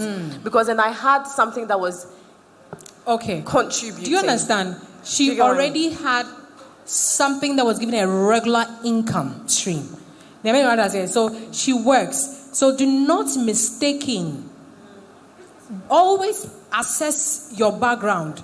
And this is a very brilliant point that she's made. She knew that she has something to hold on because she has a family to take care of. She actually has to fund those expenses. She needed to be able to get the money to fund those expenses. So if you are here and you are multi-talented, do not let pride get into the way, because one of the things I've noticed about people like us who are multi-talented, I can relate very much because I am saying, we are a family of 4 in terms of the kids, me, and then my younger brother. We are like that. The 2 in between, they just don't want to experiment with nothing. But then the other girl who is in the healthcare fraternity, she is also multi-talented. When she was in school, she could braid, wash hair, do all of that. Like she's good. But she knows exactly what, and she's become exactly what she wanted to become. But she has these other soft skills. She can sell, she can do those, but she knows exactly what she wants to do. In my case, my life helped me to evolve. And I was also grateful to have family who empowered me and allowed me to be the best version. So if this is what I wanted to become, they would encourage and allow me to, because let's say if you said no, I was still going to do it anyway, but they would empower me and give me to people who would advise, who were already taking that part and would encourage and empower. So I'm grateful for the parents who allowed me to do that. Then as I was also doing my 8 to 5 or 9 to 5. And so it can be very, very, very, very tricky depending on your background, where you're coming. Your situation. Then you say that, or I'm willing to do this whilst I learn and explore. That's the point. I mean, this is very brilliant, and I'm happy that we are taking away. Are we learning something? Fantastic. So we're going to go on something around mental health, because each one of us, Eunice can relate. Abigail, I guess you can relate. When we talk about mental health, sometimes people assume, it is mean that you are crazy. We use that term a lot for an African woman who is strong and assertive, right? That she's crazy. A lot of people make that, but that's not what we're talking about. We're talking about different phases of our mental situation that depict lows and high emotions. Emotion of sadness, emotion of joy, and all of that. And so all of us, including myself, have some experiences. How many of you have had moments where you felt you didn't want to go on anymore? Protocol one, there are moments in your lives where, and it's so sad, it is so interesting that our men never, ever want to admit this. But it's so, for some of us women, depending on who you're around, it's like when you are in a place where everybody's doing the same thing, it's easy for you to also add your voice. But when you're around people, like how many people can relate, you know, that kind of thing. But I mean, I can relate. I remember recently where my sister and I have a relationship, which means that on the platform or the group that makes us have a sisterhood, there was a message where they were talking about how sad, you know, I'd been in some lows and highs, and I broke down because I remember that time my son had been very sick. And so indeed, I was always in prayer, you know, for my sick baby, because he was born preterm. He was born premature. He came 6 months. And because when I was also at the peak. It was hectic. Work was hectic. And I didn't have the mental space to be carrying a sick son around and watching the fact that it was impacting his school as well.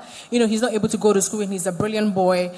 And I didn't have the strength anymore to be taking care of a sick child that is still having to smile at the camera. I mean, my friends can tell you that it was at the height of my work. I had to be everywhere, giving strength to everybody, smiling with everybody, speaking and talking about things that matters to everybody. But I was breaking and I was tired. I was exhausted emotionally. I was at a point where sleep could not take away that exhaustion. And I got to the point where I could literally be driving and I can imagine death. Like how the death could happen. You know, it could be that the windscreen would hit my car screen. I could imagine that I have announced the passing on of the boy. It was not to harm myself. That wasn't what was happening to me. But it was the constant thought. I had reached a peak. Just a journey cramping to be Muhammad.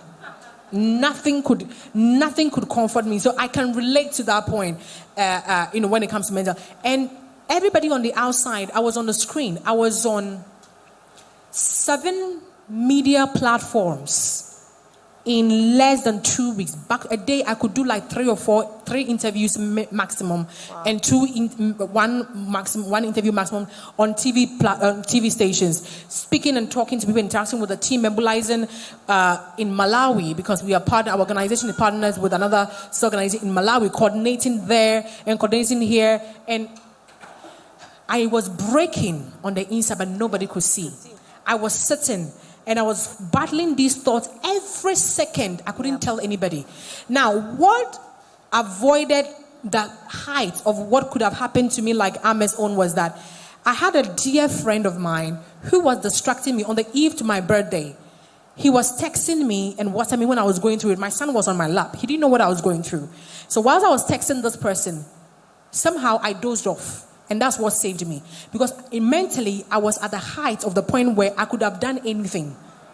So I want to let you know that this discussion we are having, maybe I say something, you are smiling, you're laughing.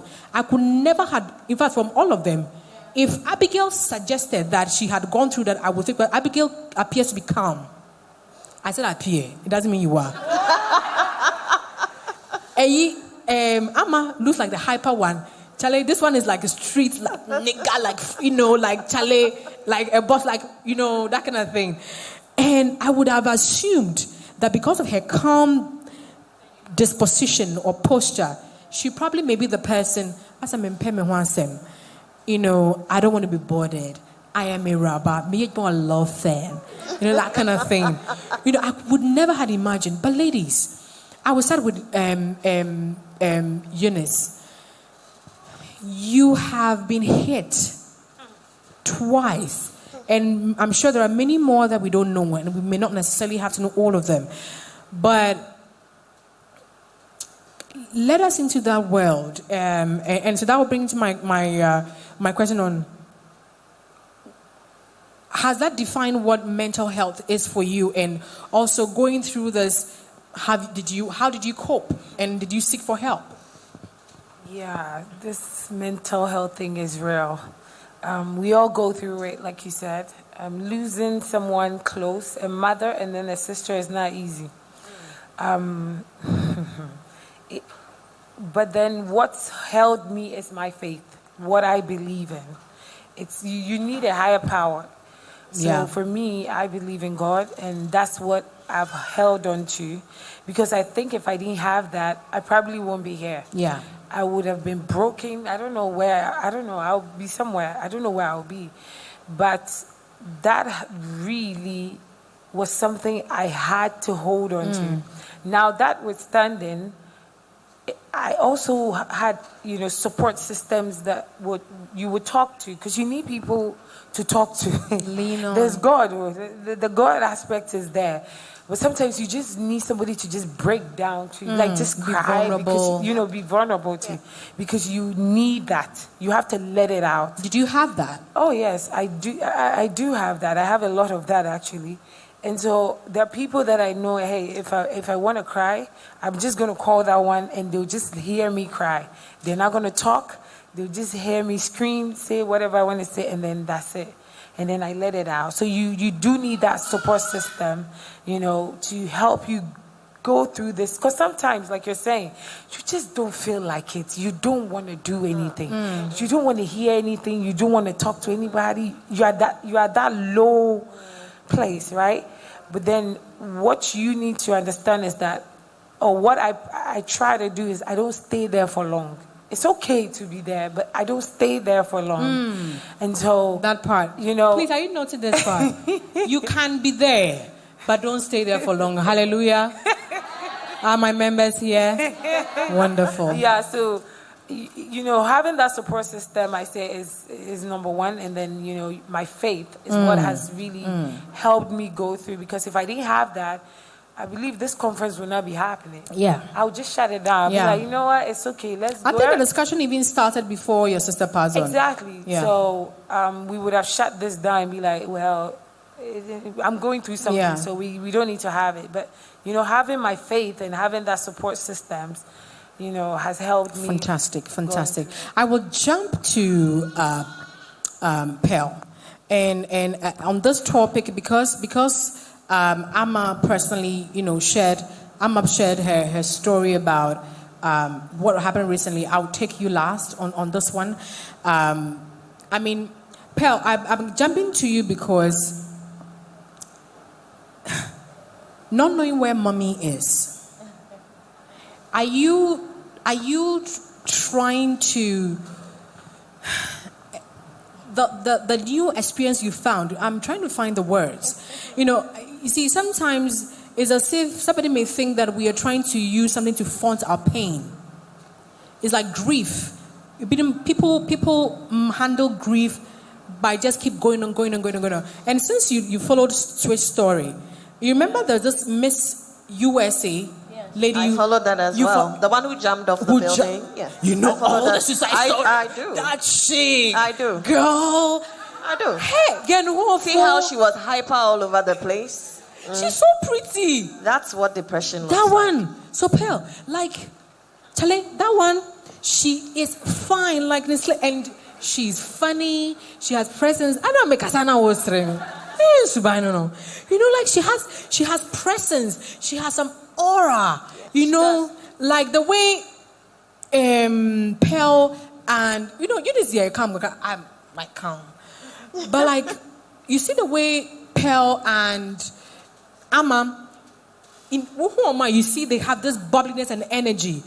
And then the seemingly calm chicks, as I'm in Pemewasem, Miraba, Samukasa Boko, and she was that kind of person. But so then it is as if when I heard her mother, I'm now coming to you, Pearl, on this way because referencing this lady because her mother would say this. She said that there were times that she would open up and say that this is what is happening. And they said that there was now a name I found about what she was going to like. She would use work. She goes high, energy, high performance. And to just say, all that she was doing, it was a font. She was using it to font the pain that she was going through that she could not tell anybody. Yes. Now, when you speak, one see street in something just say kakaka, or you know what I mean? Hey, like if I don't take anything at all, cry. Hey, you know. So are you channeling? Are you channeling the pain? Are you founting with your newfound faith and radicalism for Christ, or for real you are going through a mental situation? And if it is not, have you before, and how are you coping?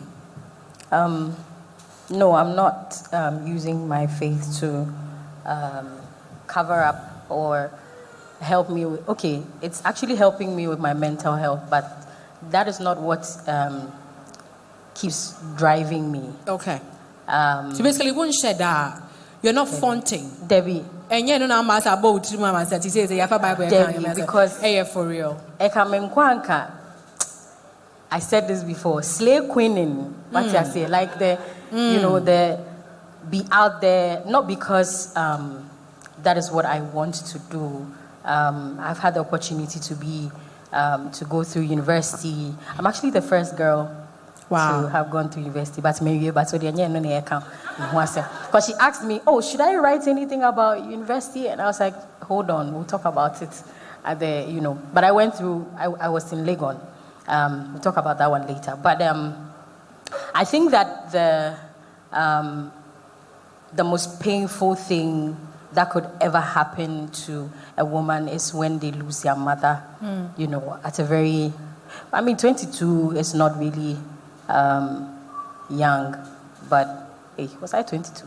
Yes. But then I was left to take care of everybody else, and then I became a mother at that time. And I was in a relationship that didn't help me at all.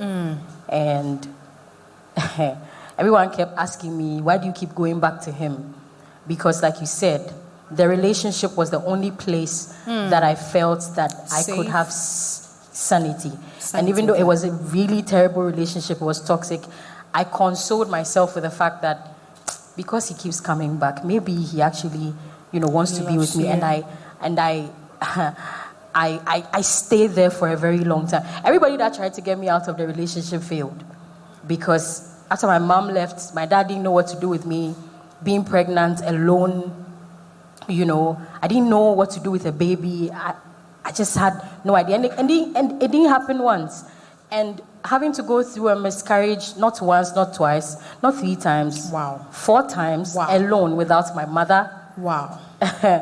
It was not easy. So I used my relationship rather as a place to keep me running. And then in 2017, I decided that, okay, since this man is not minding me, let me just see what God has to say, because I had closed the chapter on God and everything that has to do with God, because my mother kept, you know, and she left because she was going to church. So I was so angry, and I was like, if God can watch my mom go through this, and we don't know where she is after serving him. She was really radical. She was all over the place with God. I'll be an atheist. You know, and in 2017, I went through a phase where I wanted to know God, and that is where I received the strength from. I was listening to all these young people talk about God in a way that was very amazing, and I was hearing things that when I start talking about them now, it will turn into a whole service and everybody will fall under the power. But really amazing things, and that was what drove me. So I'm not hiding behind it, but I gathered my strength from there, and that is what has been keeping me from that time, because I don't know how I don't scream hair anymore. But yes, just like they have shared, I have done a couple of things to make sure that I don't wake up in the morning. I've tried a suicide more than once. I didn't tell anybody about it, but for some strange reason, either my sister will find me, the recent one, they made fun of me. Wow, recent. Yes, that was, I think, 2 years ago. Okay, there was one before that. But the 2 years ago one, I used the belt. I tied the belt to the fan. And then I tied the belt around my neck. And then I jumped. And the belt tore.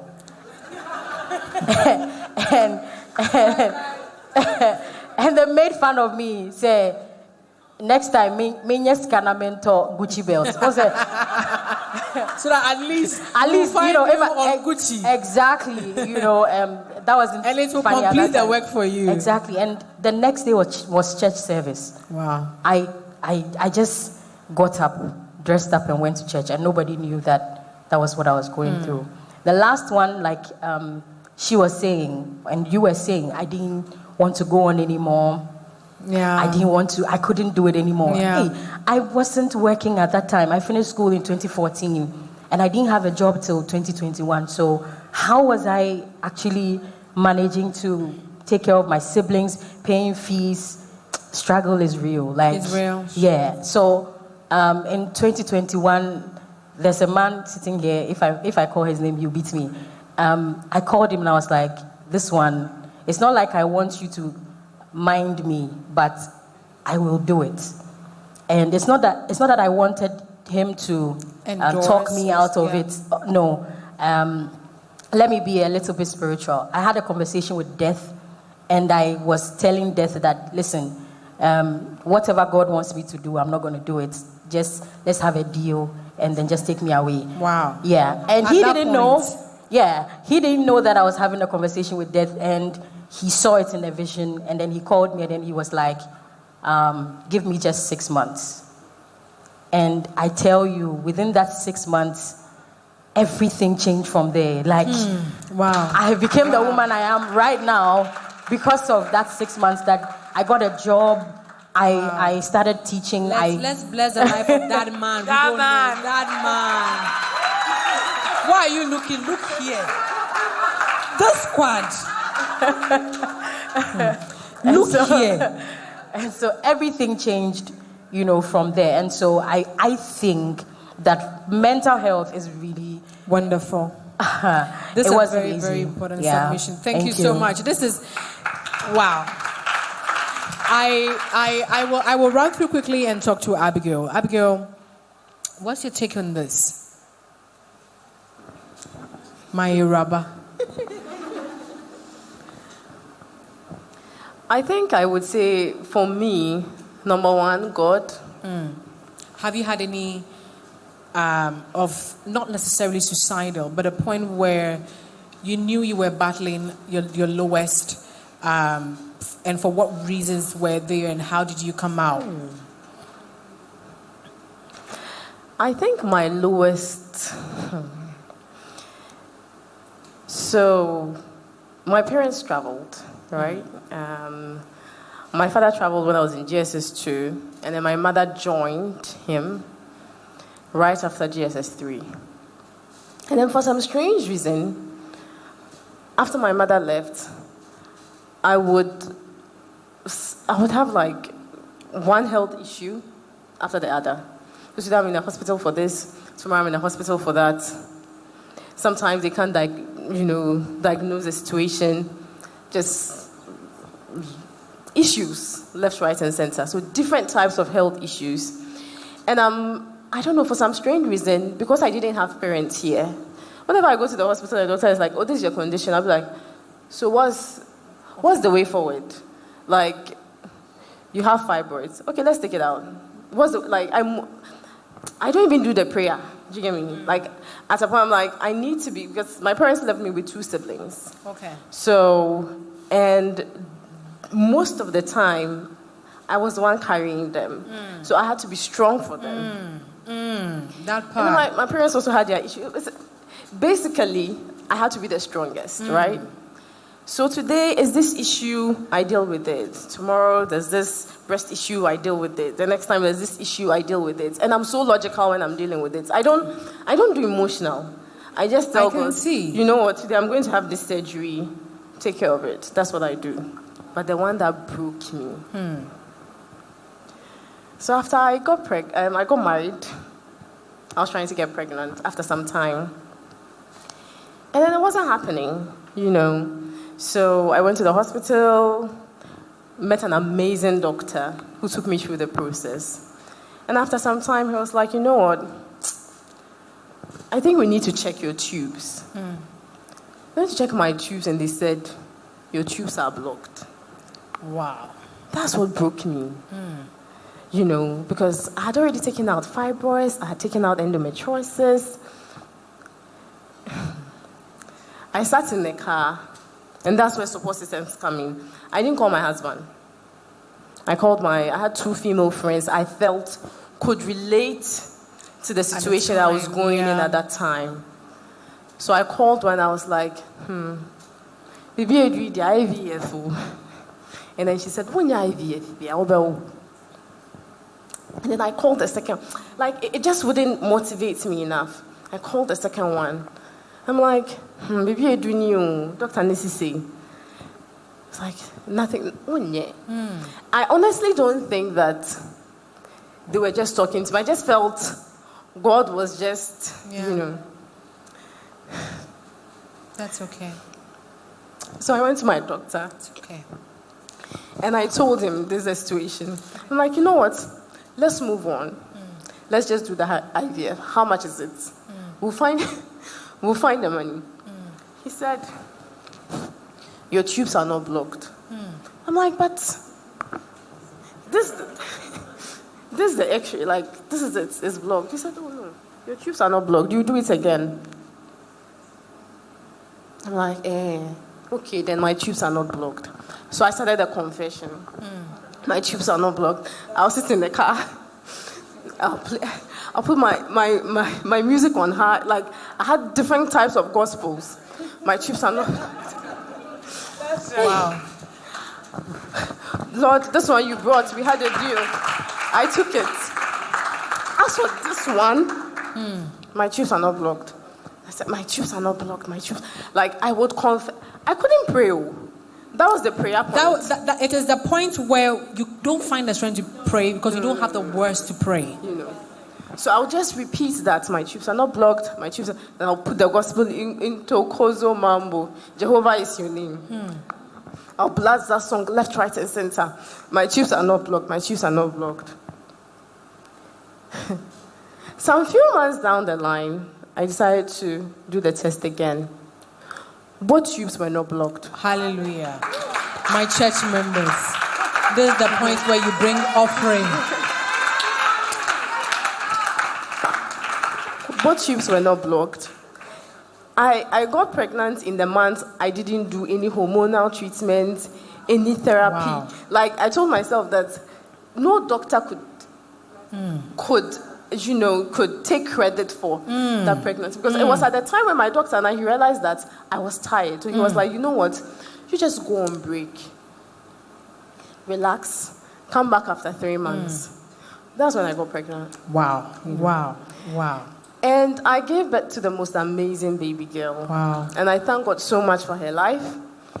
I thank God for the miracle that she is. Because honestly, no man can take credit for her. Wonderful. She's an example of everything I prayed for. She's the substance of everything I prayed for. So all the time I say, for this child I have prayed. I use that memory verse. And God just gave it to me. Gave it to you. So in my lowest point, I've had other lowest points, but I feel like that point was when I didn't use logic. Because I've always been logical. I'm like, we are moving forward. This is the move. I'm always structured. Which means that in your case of mental experience, like Eunice said, you had some support system. In fact, if we even put that, I have friends for everything. I'll come clean. When I want to cry, I have friends for that. You know who to go to. When I want to laugh, I have friends for that. I understand that we've come to a point in life where people say, don't share your issues with, you will die. Yeah. Don't share your issues with who. At least go and pay somebody and share. You need to talk it out. So I have friends for everything. My parents left when I was 15. And it's not every time where my mother was already struggling with the fact that she had left her kids here, and so you can't always go to her with your issues. Yeah. So I had to form a support system here for myself. And that, for example, getting into the car and calling all of those people, and just like Pearl mentioned, there was also one person that would just say that thing that you want to hear. Yeah, you need it. It's very, very necessary. Wonderful. I am a support system to some friends. They are a support system. So when you need said support system, I actually like the fact she used the word support. Because that's what I tell my friends. Like, you are supporting me when it comes to this. So it's just that you don't know. But in my head, I come to you when I need this. Because my other support system is K-drama. What is K-drama? It's K-drama. Korean series. Oh, okay. Because let's be honest, sometimes it can be really chaotic. It can be chaotic at work. It can be chaotic with your family. It can be chaotic with your finances. Sometimes I feel like when we're looking at the solutions that we need, we feel like we need some the little things that can give you happiness. Around that you can channel. Be intentional. Be intentional about things that you consume. That's why sometimes if I want to shut out, I just run away from everybody and then just go to my account that follows all the comedians. Be intentional. This life will test you. It will give you things that you can't explain. If you leave yourself to this world, there'll be, in fact, when you leave here, I'm sure somebody will piss you off in a short. Things that would mentally frustrate you are there. So be intentional about the things that make you happy. Be intentional about the things that you would watch and make you laugh. So apart from God, having a support system, have leisure activities that can lift the burden. Yeah. It's very necessary. That's what I do every night. After maybe I say my prayers, I just go on Netflix or some sites. There are some scenes I can watch it over and over again because it makes me laugh. So just be intentional about the kind of leisure activities that lightens your weight. It's not taking it away, but then it just makes you laugh. Wow. So we are taking clues from this. There's a support system. Be intentional about leisure. So from Abigail, it's being intentional about leisure. From Pearl, it is being able to be honest about the situation, the frustration, and letting God in. It was not a cover-up. It is rather bearing it all. I think that is the biggest part that I take from Pearl's own. Bearing it all, and channeling it through her faith and her journeys. Birth a purpose. So I will come to Amma. Amma, I am quite intrigued because of very recent pain that you shared, and also like Eunice. And for me, my work, I'm around babies, women all the time. I mean, I see and experience and hear stories. I interact with hundreds and thousands of women in my line of work. I think I told you. So in the hospitals all the time. I never ever would have imagined that but life found me in this path when it comes to this work. Even though I have my professional qualifications. So I relate when it comes to that. Recently, when my son wasn't well, I was on the phone. I had just been called again that he has fallen sick from school. And so my neighbor picked him up for me. And just when we're driving into my girl, my house, I was opening the gate and I was driving through, a call came. And I was talking to this person, but I didn't even realize how I was super calm. And still taking care. My son's temperature was very high. And just when the conversation was going on the phone, like the phone actually must say, and I was holding my son like this, trying to unbutton, then he vomited all over. And I was still talking to this person. This person also needed some encouragement or sort of whatever it is, you have forgotten whatever. But I was very calm. Into Otse, my banana was like, "Oh, is he okay?" And I was like, "He's not well." I said, your composure, your calm composure. And my response was this: that I see cancer patients, children cancer patients, who their parents have money to do anything for them, but they can't save their lives. I've seen little babies jerking like this due to obesity. I've seen babies died due to severe birth asphyxia. Dr. Biwaha. There's a doctor here. But doc, them can say brofna me kan no cre. Mom who say no cre na me kan. Na ma being, severe birth asphyxia and all of that. And so what I am seeing, my child was born premature at 6 months, weighing 1.4 kilos. Wow. My water broke when I was not in labor pain, and the doctor wanted to induce labor.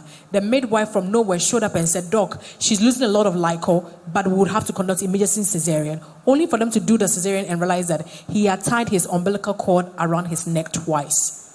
And so, which means that if the doctor had gone to induce labor, whilst I am pushing, it would strangle him, and the boy would have died, and I would have died. And 1.4 kilos being put into the incubator in NICU in Kolebu, and they said that he was going to spend 3 months. 7 days he left. Now, when I see this boy, now when I take my heels, his head is here. There's no way I will panic, cry, and shout, because he's getting fever. And it's only when I'm here when another sister, her son passed 13 years. This was a child born out of anguish, out of brain tumor. And then I hear my son is getting fever, he's throwing up, and say, you know what I mean? And this person was wondering why I was so calm. And I said, my reason is that the other children are going through worst cases. I see it every day. Now, I wanted to tell us, you have also openly bared a huge wound that others will despise and cover up. Others may tag as names. Have you opened up and have you struggled with being called names or not being understood because you keep coming back to trying over and over again to leave Ghana and be in the international United States of Heaven?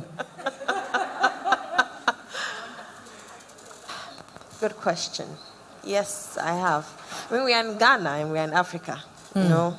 I'm talking about United States of Heaven, where you want to be. So yeah, even without people, yes, you have people saying, look, it's over a year, move on. Wow. Move on. Kofi wouldn't want to see you this way. I had a psychologist. Immediately it happened. I mean, people knew how close we were, Your son and my yourself? son and I were. So when I lost him, the next 2 days, I saw this guy walk through the gate, and my brother says, yes, Dr. Bemi has asked a psychologist to come and see you. So I'm sitting in the hall, and the guy comes and says, so have you gone to see him?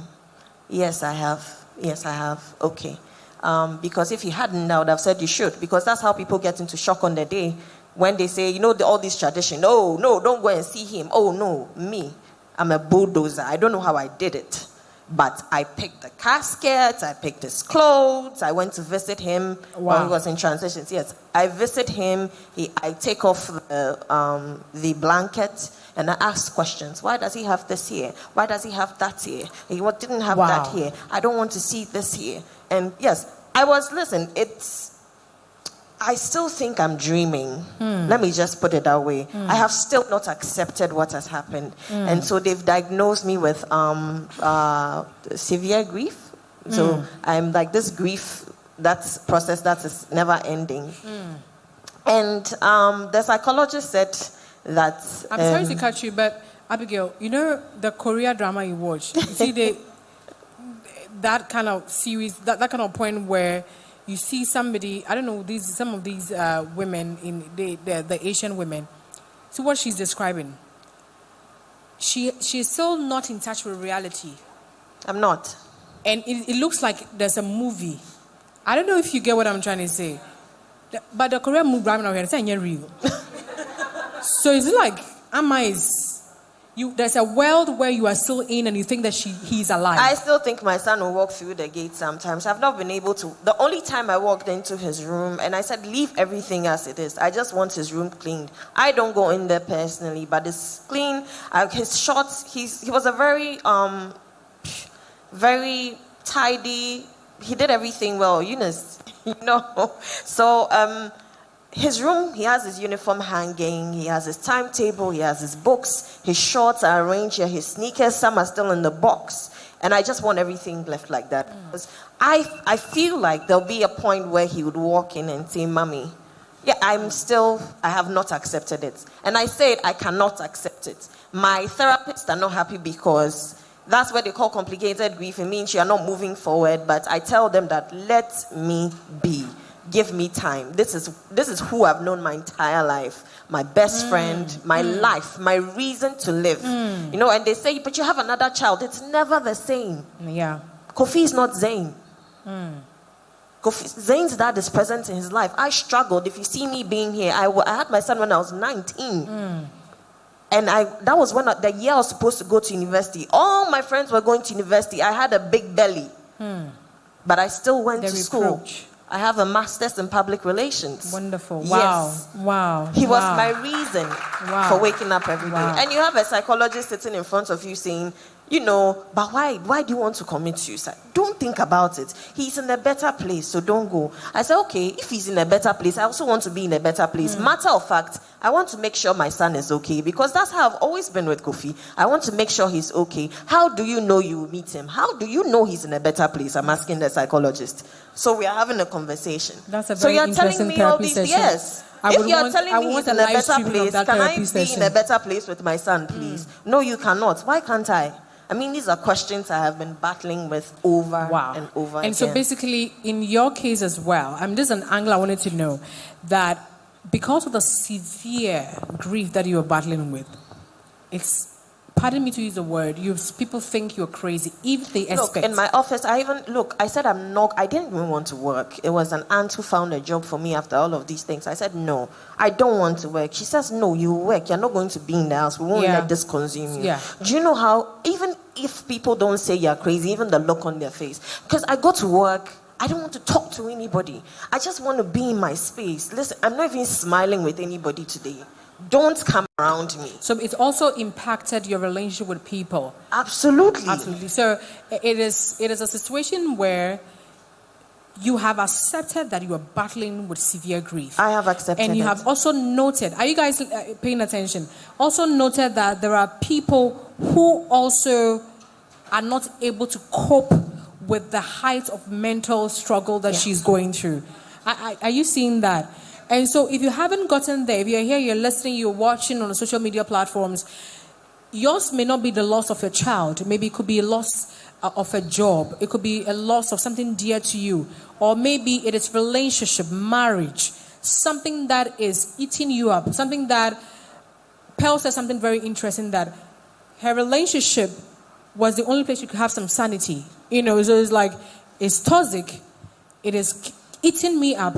But it's the only thing that sort of makes me feel complete. As a Mr. will be woman chain, and there's a gratification. I'm getting miscarriage. This person is not by my side, and all of that. So maybe yours may not be exactly like hers. Bit of everything. Do you understand? I just want you to know that we are bearing our wounds, we are not ashamed to bear our wounds because we have something to show. We have a lot of beautiful things to show out of it. I could never have imagined, she just marketed passion air. Missy A, madam, are you coming to sponsor? But the beautiful way, her extreme way, she takes it to work as well. No wonder they needed her to work. You understand what I'm trying to say? She brings results because she has a drive and energy that produces. And if Pearl is to be in any hostel and talk to some girls or be on the street and talk to some girls, they can relate because she can speak their language. Right. Come on, street.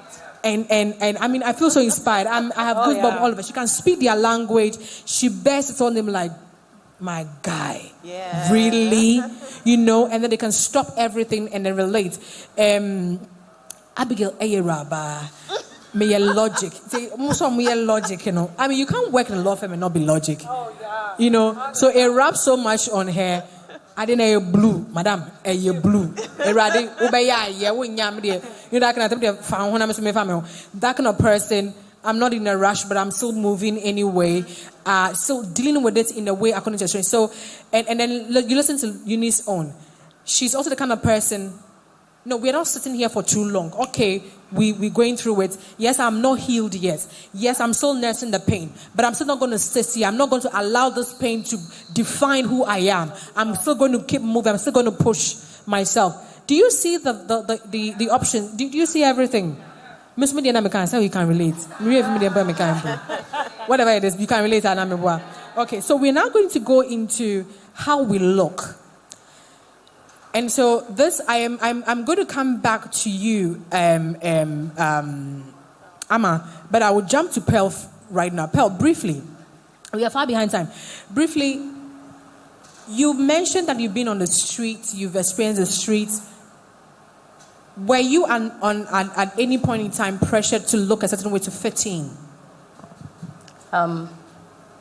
Okay, let me just define the streets very well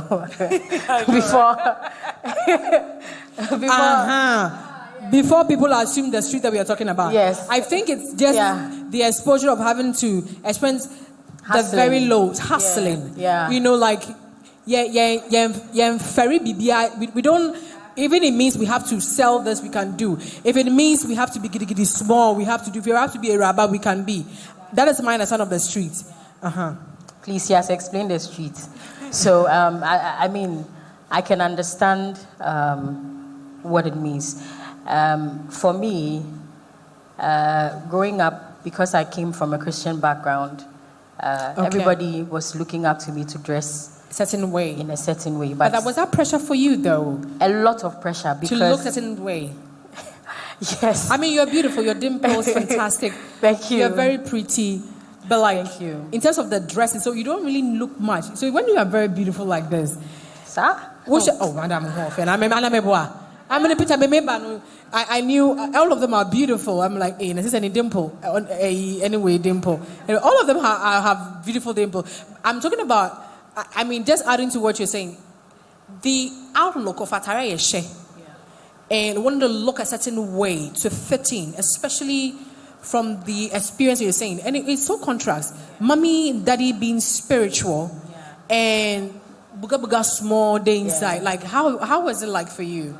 I wanted to dress in a way that I would be noticed everywhere I go. Okay. So you see me.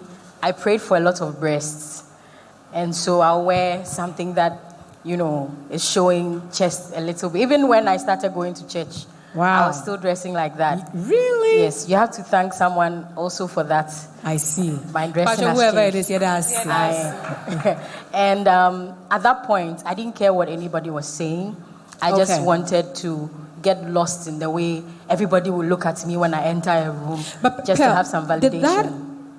I remember you mentioned there was a phase where you were trying to find a job and all of that. Do you think that aspect of you also a sabotage at some point? Do you think that you were judged based on how you looked and all of that?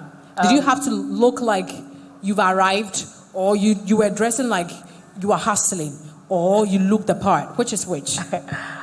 For looking for a job, I don't think I would want to walk into a firm or an official place. It was part of the things I wanted to speak about concerning, if you're a lawyer, you can't dress skimpy all the time. But I like the social aspect. Okay, for because the dressing. I wanted to, but when it comes to looking for a job and all of that, as for that aspect, I'll dress to fit the part. I won't take the hard guy life over there. Yes. So that didn't, I think for the job aspect, it had everything to do with me not really having the time to be able to do 9 to 5 because of all the other responsibilities that he had to do. That I had, yes. So that was why I wasn't really, and even when I got the job, it was very flexible and I could do other things and it paid well. Okay. So yeah, it was very easy for me. That's a very important point that you made. I hope some of you can relate. And Pearl's point is that she still had the sense to know that I need to appear a certain way. Yeah. And when I'm in my social circles also, I want to be comfortable. Yeah. She didn't want to conform until her going through the process of being pruned, for this place of calling she find herself. She would choose to be comfortable. Like I know, like me. If you come to my house, you don't announce that you're coming to my house. Because I will tell them, gates. I'm sure that them be paying I know. Do you understand?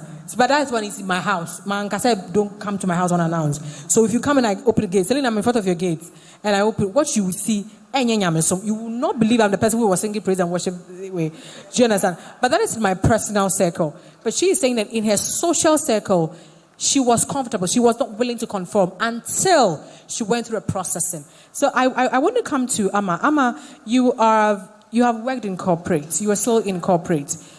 How would you say that our look, now look at what social media is selling, and look at what the girl today who is preparing herself for tomorrow should be learning when it comes to our personal appearance and our look.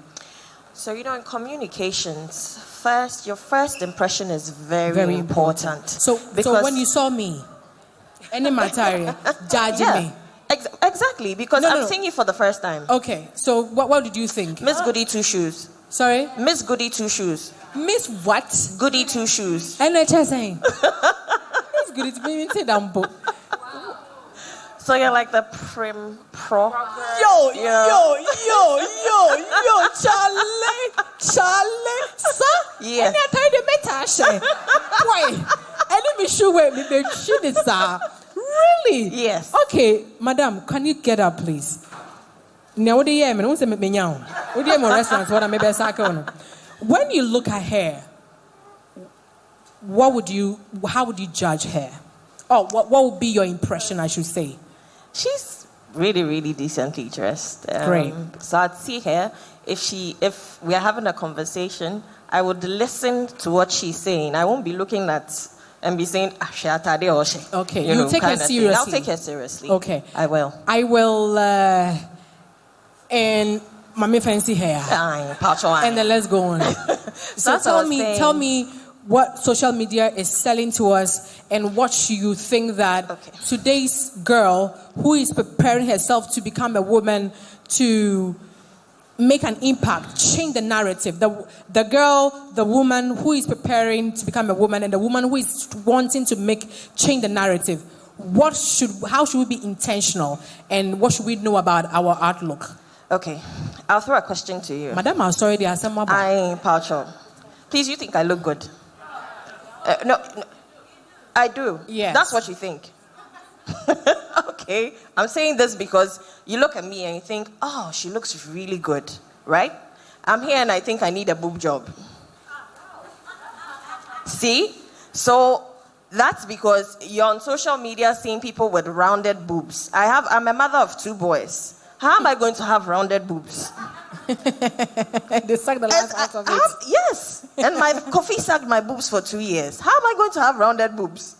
But that's what I'm saying. But when I dress up and I go out, people look at me and think, oh, she's gorgeous. But I have my insecurities. But should my insecurities lead me to feel pressurized? No. So what I'm saying is that we all have our personal insecurities, but we are all very beautiful and handsome. Clap. And the guys can say, no, seriously, this aspect, the guys can say, they get confused, really when they are not married, even if you are married. So just like Abigail said, you can see that I don't follow certain people on social media because I know where I want to go. I know what I look forward to.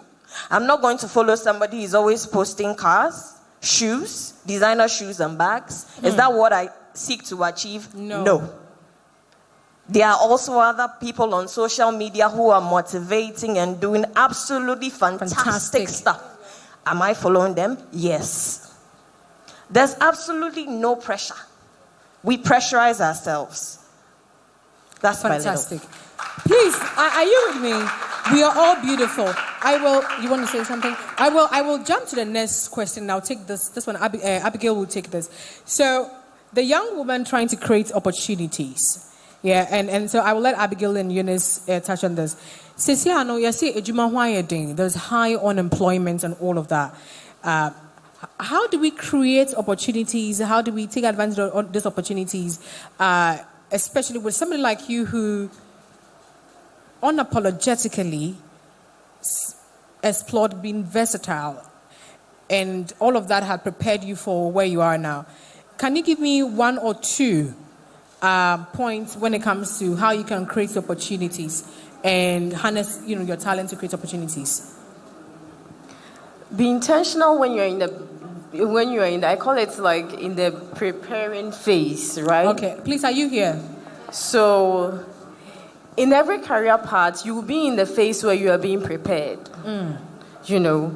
Even when you are home and you are not employed, I still find that phase as being prepared for the next role. Very true. What are you adding on to your life in that phase that prepares you for the next opportunity? Be intentional. We spend so much data on video streaming sites, watching people laugh, watching, what's the name of those things? Skits. It's fine. But then I am so 100% sure that none of us here spend that same amount of data watching things that really groom us for our next role. We don't. You buy data. In 3 days' time, the bundle has finished. How many videos did you really watch? How many that contributed to, very true, the development, how many videos? We are talking about career. So I'm just looking at career. I'm not looking at fashion tips. I'm not looking at makeups. I'm not looking at style tips. I'm looking at which of the videos you consumed will really help you in your next phase in life. Think about it this way. On the average, how much data do you buy every week? Let's say you buy Airtel Sikakoko. Now they've even increased it. Let's say it's 4 gigabytes. You use 4 gigabytes data every week. How much of the 4 gigabytes is contributing to your next phase in life when it comes to your career? Nothing. We are just laughing, which is good, but we are talking about youth unemployment and a lot of unemployment-related issues. My take is luck is when opportunity meets preparedness. That's it. Whilst you are in that phase, prepare yourself for the next role. It's as simple as that. Please, read a book, join a club, be at events like this, reach out to people on social media, on networks. I know there's a lot of pressure on LinkedIn. Reach out. I know in the other law firm I used to work with, I know people that got employed because they reached out to the managing partner on LinkedIn. Reach out. Do vertical networking. The people you are with at the same level, it's okay. Make sure that you are getting to the point where the people that you have that you can reach out to are people that have experienced your face and they can actually contribute to your life. Wonderful. So be intentional. Be intentional. I know people were intentional when in university. And those people, they went up fast because they knew where they wanted to be at. Very true. So one, make sure that the internet, the things you're consuming online is not just about lifestyle and living and comedy and yes, it's all important. But then make sure that whatever you are spending your data on, because it's money, whatever you are spending your data on is contributing to your next phase of life. 1. 2, reach out. Reach out to people. Widen your network. Wonderful. Make sure that the people you are meeting is not just horizontal networking, it's vertical. People that are above you that can actually contribute and make a meaningful impact in your life. I can't just have friends in my network who are just my age mates, who have just achieved the same things that I have achieved. Who are we going to? Who's advising who when it comes to career paths? I want people who are higher above me, who have been through the ranks, who will tell you, Abigail, I know that, okay, you know what, this move, do this. You know what, this thing, do, because they've been there. People who can make a meaningful impact. Wonderful. And then also reach out to those people. Yeah. When you see them, do not be afraid. What's the worst that can happen? They won't respond. Is it written on your face? I reached out to so and so, CEO of this. The person didn't reach out. Is it written on me? The best that would happen is the person will reach out. Can we have a chat? Be intentional. Great. About your next step. It's very necessary. Great. I mean, this is very important point. And just to add to what Abigail said, yes, my Kenya friend. Let me translate. If you can wash your hands well, you will know how to eat with older people. My dear, how you understand, I don't know. But I've tried. So the point here is, do not use those networks to be asking them for fish. Don't use your relationship with the vertical people. When she said vertical, she means people who are higher above you. Do not use those relationships to be asking, me data. Anyway,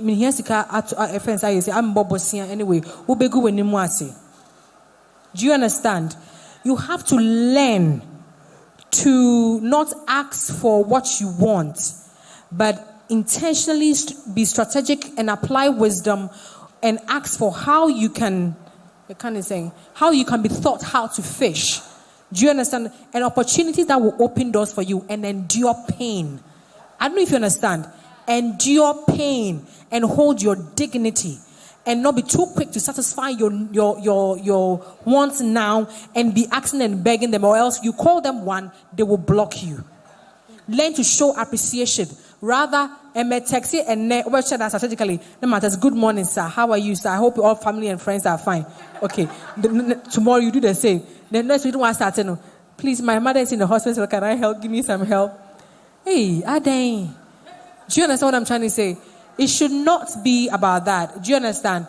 And so that will help you to maintain these high-ranking relationships. Some of my friends have wondered why I have certain people in my pool, certain high-profile people that under normal circumstances, you would look at me and you would think that. But it's because I learned this the hard way, to learn how to hold some of these relationships and endure. So even if I know they have what it takes to answer my wants now, I will never ask, because I want to maintain a certain level of respect and relationship. And now when I go to them, they open huge doors. And then I enter with ease. And people are wondering, how? No, because when I call them, they give me audience. I don't go to their secretaries or whatever it is. When I text, they respond immediately because of the level of respect that, by God's grace, I have gained because I've learned to endure. I'd rather endure now and wait till right opportunity comes and we use it. Hallelujah. Did we preach? So we will let Miss Eunice tell us on this topic, how do you envisage that Impact Wave initiative is going to be creating the platform for these young women to create opportunities, harness their talents, and be able to, change the narrative? Okay. So a big part of this initiative is that, we want to mentor these young ladies. I believe everybody has something great inside of them that, they just need that push to bring it out for some. Yes, very true. It's great. Some of us have had the opportunities through experiences to be able to push ourselves, motivate ourselves. But some people need that push. So through this initiative, we're looking to mentor them, to bring out the best out of them, right? Great. And bringing out the best means we're going to have better families, better country, people in the country, and then wonderful. The world at large, wonderful. Right? It starts from the home. So yeah. Wonderful. So in summary, for each 40 seconds, 30 seconds, I will start from Pearl. One thing that has sustained you and your advice for all of us. Consistent persistence. I'm always persisting, and I am consistent in whatever it is I want to do in every area and every aspect. Wonderful. Yeah, that's it. Thank you. Consistency and persistence. Did you get that one? Hey, okay, Amma. Yes. Before I answer your question, and I know you've given me 40 seconds, I would like to do this. I don't have the best of voices, but I'm really led to do this, and I'd really want you to listen to the words. You probably haven't heard the song before, but just listen to the words. Eunice, I'm doing this holding your hands from here.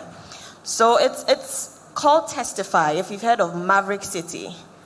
So it says, I've been marked by your presence.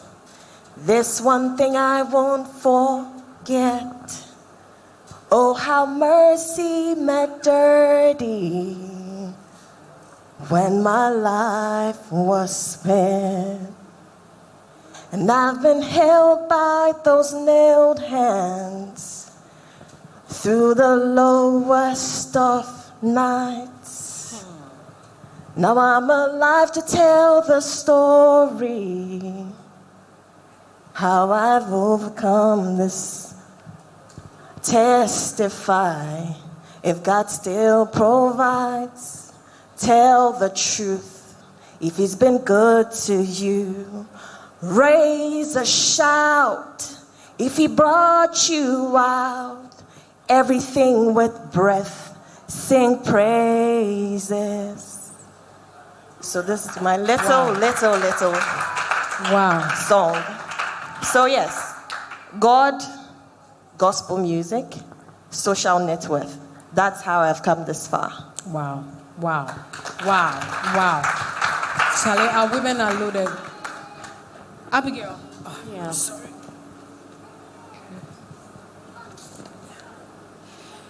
Tell us in 30 seconds what brought you this far. 40, 30. Me can't trust us. I'm Abigail now. I said, why I come? So, what's on who says, yeah, and memory of me can't 40. Okay. 40. Trust the process. Just trust it. Sometimes it wouldn't make sense. You wouldn't understand why you are stuck in a role for 8 years. You wouldn't understand why certain things happen to you. You wouldn't understand. You would ask a lot of questions. But just trust the process. I've come to realize that at a point, it all makes sense. And the expectation of the righteous will not be cut off. Wonderful. And I will come to the founder, our president of Impact Wave Initiative. What is the one thing? Yours will be 30 seconds. You can fight me on this one. I'm holding the mic. Any advice? What is the one thing that has kept you till now? And what your advice would be to all of us here? I'll say God. That's the one word, God. My faith has really been the drive of everything, and that's what has brought me far. My family as well, but God, through it all, is God that has brought me. So my advice to someone listening to me here today is that you have those low moments. It will be difficult, but find something to believe in. Yeah. I don't know. I believe in God, but whatever higher power you believe in, hold on to that thing. Yeah. It will come to use and Yes. it will help you. Yeah. That higher power, trust the process, testify. So your social network, net worth, and persistence, consistency. All of this combination, what would be mine? It will be everything that these wonderful women have said. I can relate. I know, honestly, it's God, it's my faith. I mean, everything every language each of them have spoken, I can relate. This is why I say that God is beautiful, that out of pain, our lives, our lives have crossed, and we are sharing similar experiences, and we are grateful for the losses. We are grateful for the experiences, the logic ones. We are grateful for everything, the painful losses that we can't explain, because it is why now we have a seat, we have a crown, we have a scar, and we do not look like what we've been through. Nobody can smell the smoke, and nobody even believes that we've come out of the fire. But it's only been God. Hallelujah. Yeah. This is the point where I can make offering and can raise your fans because but we are grateful. Now it's just your part. We'll be able to take about 4 or 5 questions and be very brief about it. If you raise your hands, I'll call you. If you don't raise your hands as well, I'm done. So, can somebody help me with the microphone? Can somebody help me with the microphone? Charlie. Microphones, no way. Brad, no way. I know any you know. And I said, can you tell me I'm harassing like microphone me body. But that's okay. We can share the microphone. Who is the who wants to ask the first question? My dear, come, please line up here. Please follow up. To say Ubabeji award, like Munidi DHS award, first person here. I saw somebody else raise their hand. If I got a gentleman to ask a question, and meet me, I'm a surprise. Can I have a gentleman ask a question? And by force, Okay. So I really want to see them so that we will end line. No, I need you to follow the cue for me so it'll be a little bit orderly. Yes, please go on. So hearing all your experiences, I want to ask, what advice do you have to give when it comes to relationship, not family relationship, but romantic relationship? I love your experiences, but I've not heard any.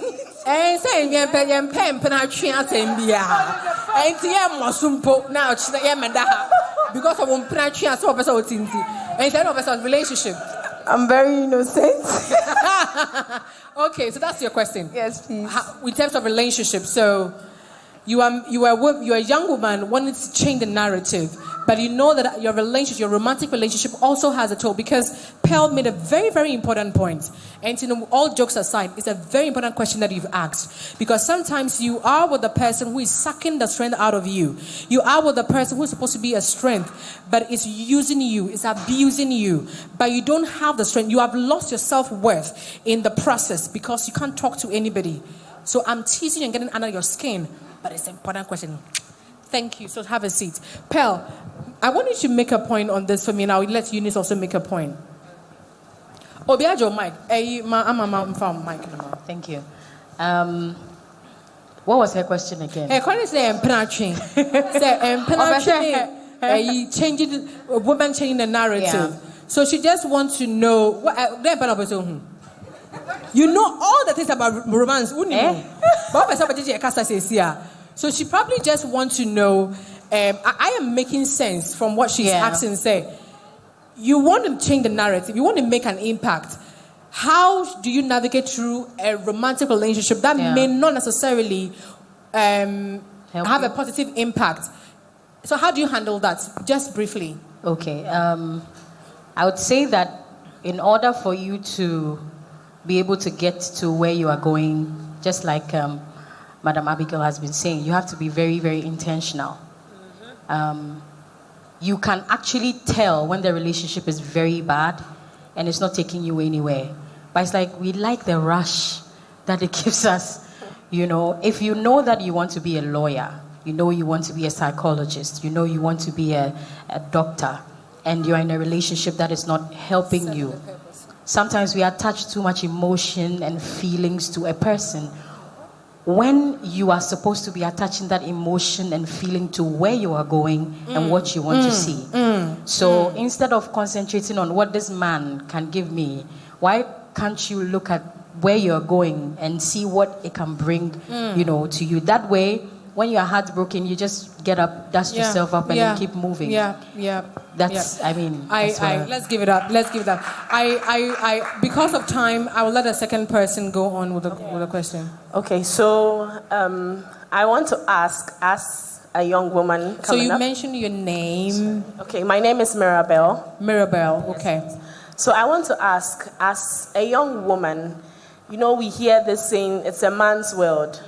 As ladies who want to, you know, be like people of importance in the society, how do we clear this thing? Because sometimes, as a pastor, Pastor Pearl, Pastor Haya, and as a lawyer, these spaces,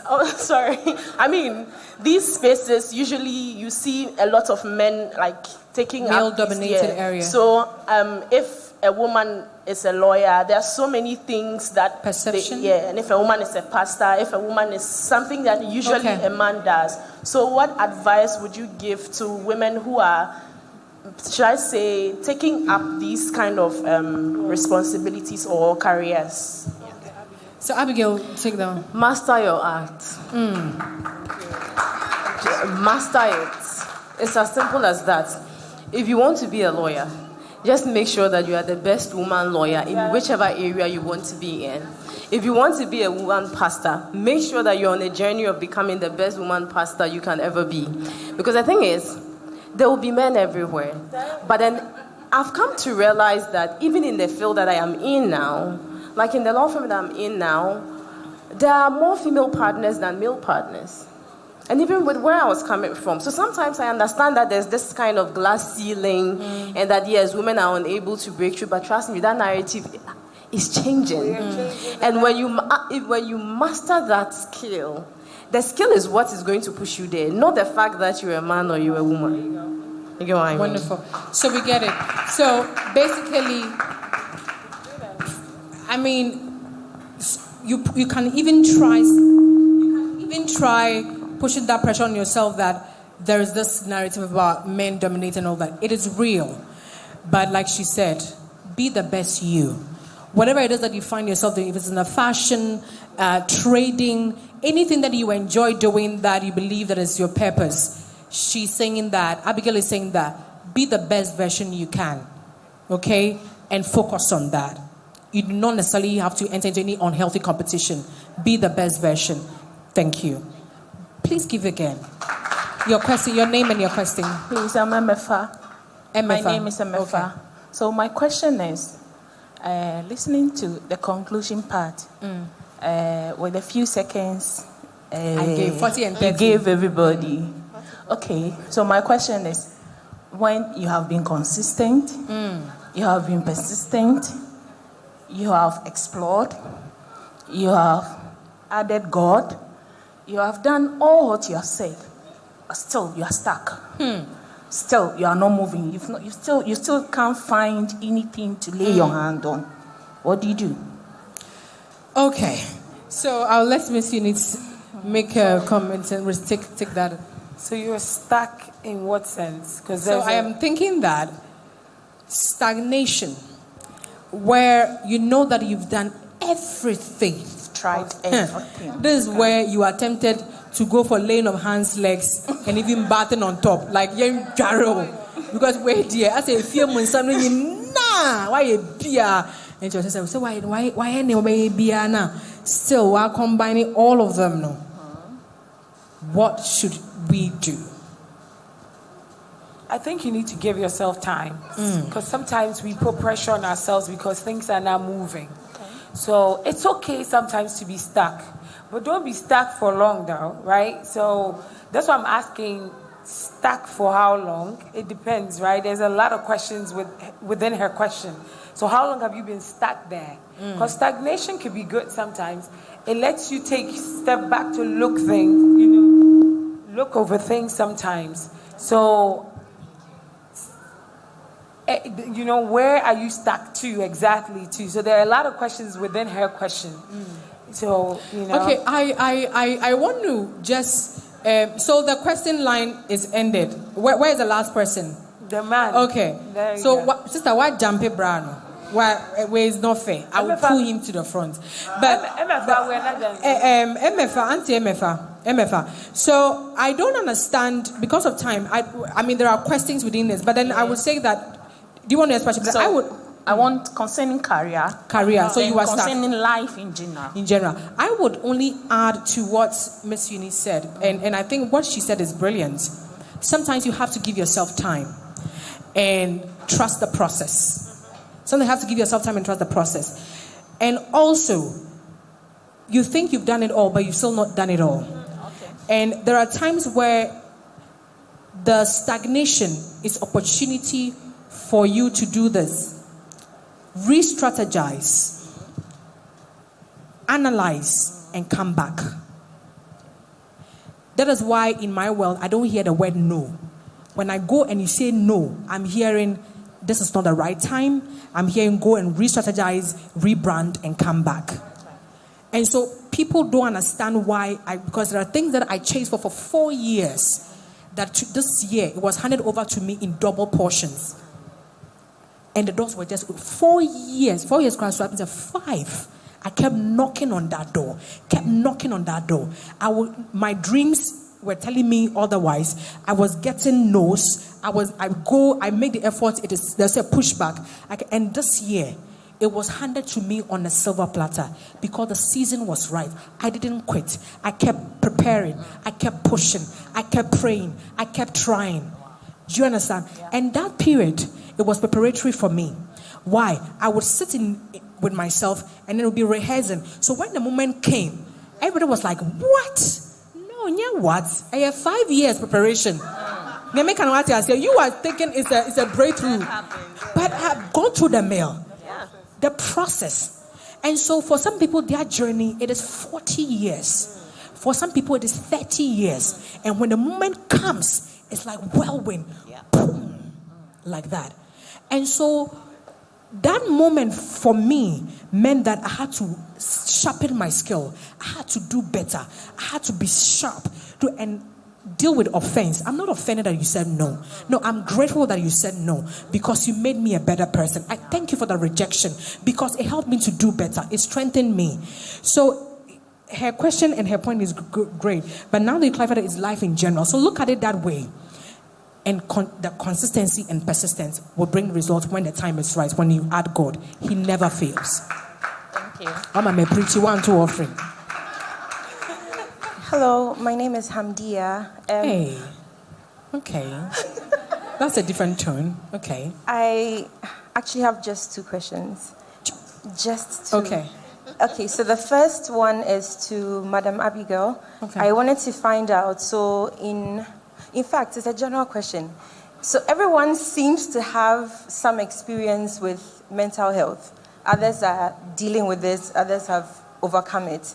So looking at how we've all spoken extensively about it, is there anything any of you is planning to do to help in others who can't open up about what they are going through, or how we can sensitize the Ghanaian society about the importance of mental health? So, and your second question? Yeah, add it. Okay, and the second one is to Madam Eunice. I wanted to find out, so with your initiative, is it possible to be a mentor and a mentee, considering some have strengths and want to work on weaknesses? You answered the second one. So if you were here earlier, I don't know if you were here, did you meet my presentation?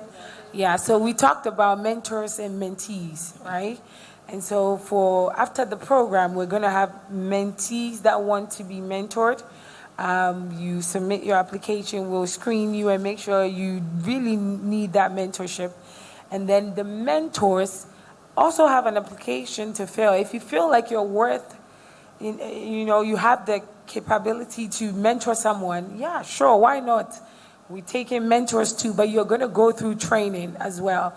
And then we place you with your mentee that you would be mentoring. Does that answer your question? Yes. Okay. So do you want to take the question? I mean, is there anything that you were trying to do, any of the panelists, you, Amma, please, is there anything that do you have in the future, not immediately, do you think you are at the place where you probably want to be creating opportunities for other people who've gone through your journey? Are you at that point yet? I'm not. Okay, and that's a very honest... because I'm still trying to find my way around my loss. Yes. And I'm still battling with mental health issues or mental disorders. So until I'm able to heal myself, I'm not in the position to help somebody else. Is there any of us who has any initiative to help? Okay. My NGO does that, but we do it in the villages because Accra, you can easily get to a psychologist. There's always access to information.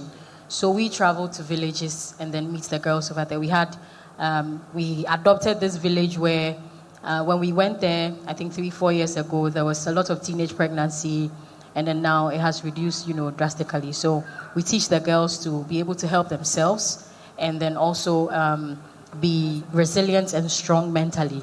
Because where they are, they don't have access to internet, they don't have access, so the only source of entertainment for them, was that, yes. So I think that for the help, I am not concentrating on Accra. I'm concentrating on the villages as well. So if you want to help or you want to volunteer, we are open to that as well. Yeah. Thank you so much. Abigail. Okay, so one thing I would add is, I know sometimes we are looking for initiatives, programs, and the big things and the big names before we can help. I personally do not have anything like that, but I'm a good support system. Yes, just make sure that the people close to you, because I realize sometimes we focus so much on the people outside, and then we forget that even the people that are very close to us also need that kind of support and care and understanding. So try as much as possible to be a good support system to anybody around you who may need it. I'm very grateful for all of these submissions, and I will add to what Abigail said, that I have now become more intentional when I'm communicating with people. If I call you and ask, how are you doing? If you give me, oh, I'm good, I'm like, no. I mean, how are you doing? Now, when I'm talking to somebody, I want to be, even though I may be in between things, I want to pay attention to them and connect with them in a point where I don't miss anything, because beyond that moment, something may happen and I will not be able to forgive myself. The other thing I've tried to do, and you can also try to do the daily basis, like she said, we may be looking for the big initiatives, but the everyday, when you're sitting in front of me, you are talking, I may be in between, but I want you to know that I hear you, I feel you. I want to give you a hug. And you're madam. But like, I want you to feel me, I want to feel you. I want to look into your eyes and beyond it, because I have been through it. And I've realized that everything that God has allowed me to go, not because He's a mean God, but He wants me to experience certain things so that I can relate better and be more passionate and have certain sensitivity to certain people. Do you understand what I'm trying to say? So be intentional when you're talking to people physically. Be intentional when you're talking to somebody on the phone. Just connect and wear your heart on your sleeve. Thank you. My dear.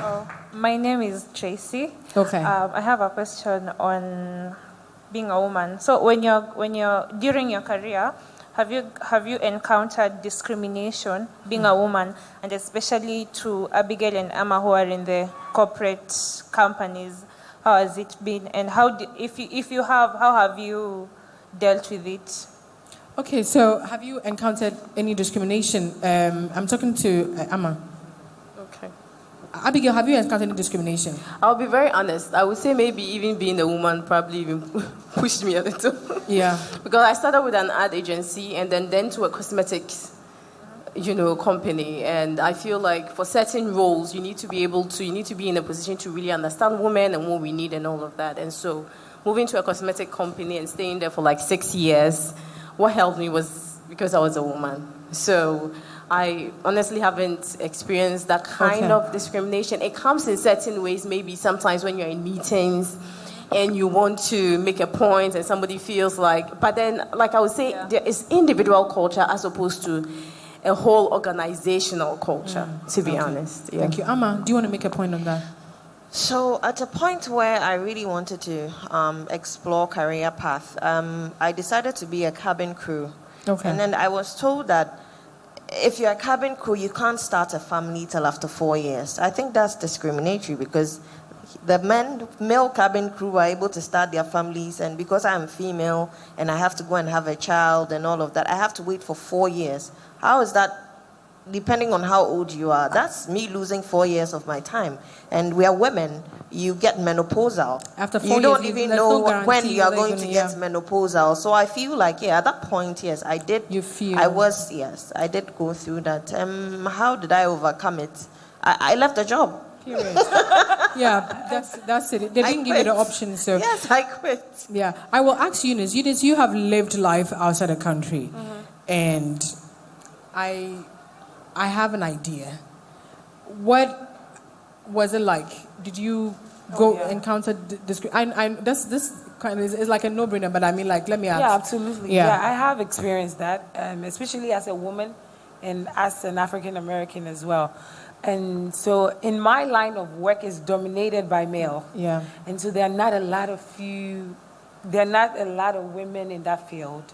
And how I overcome that is, we talked about this, you become the best. So when you walk in the room, they respect you because you are the best one in the room.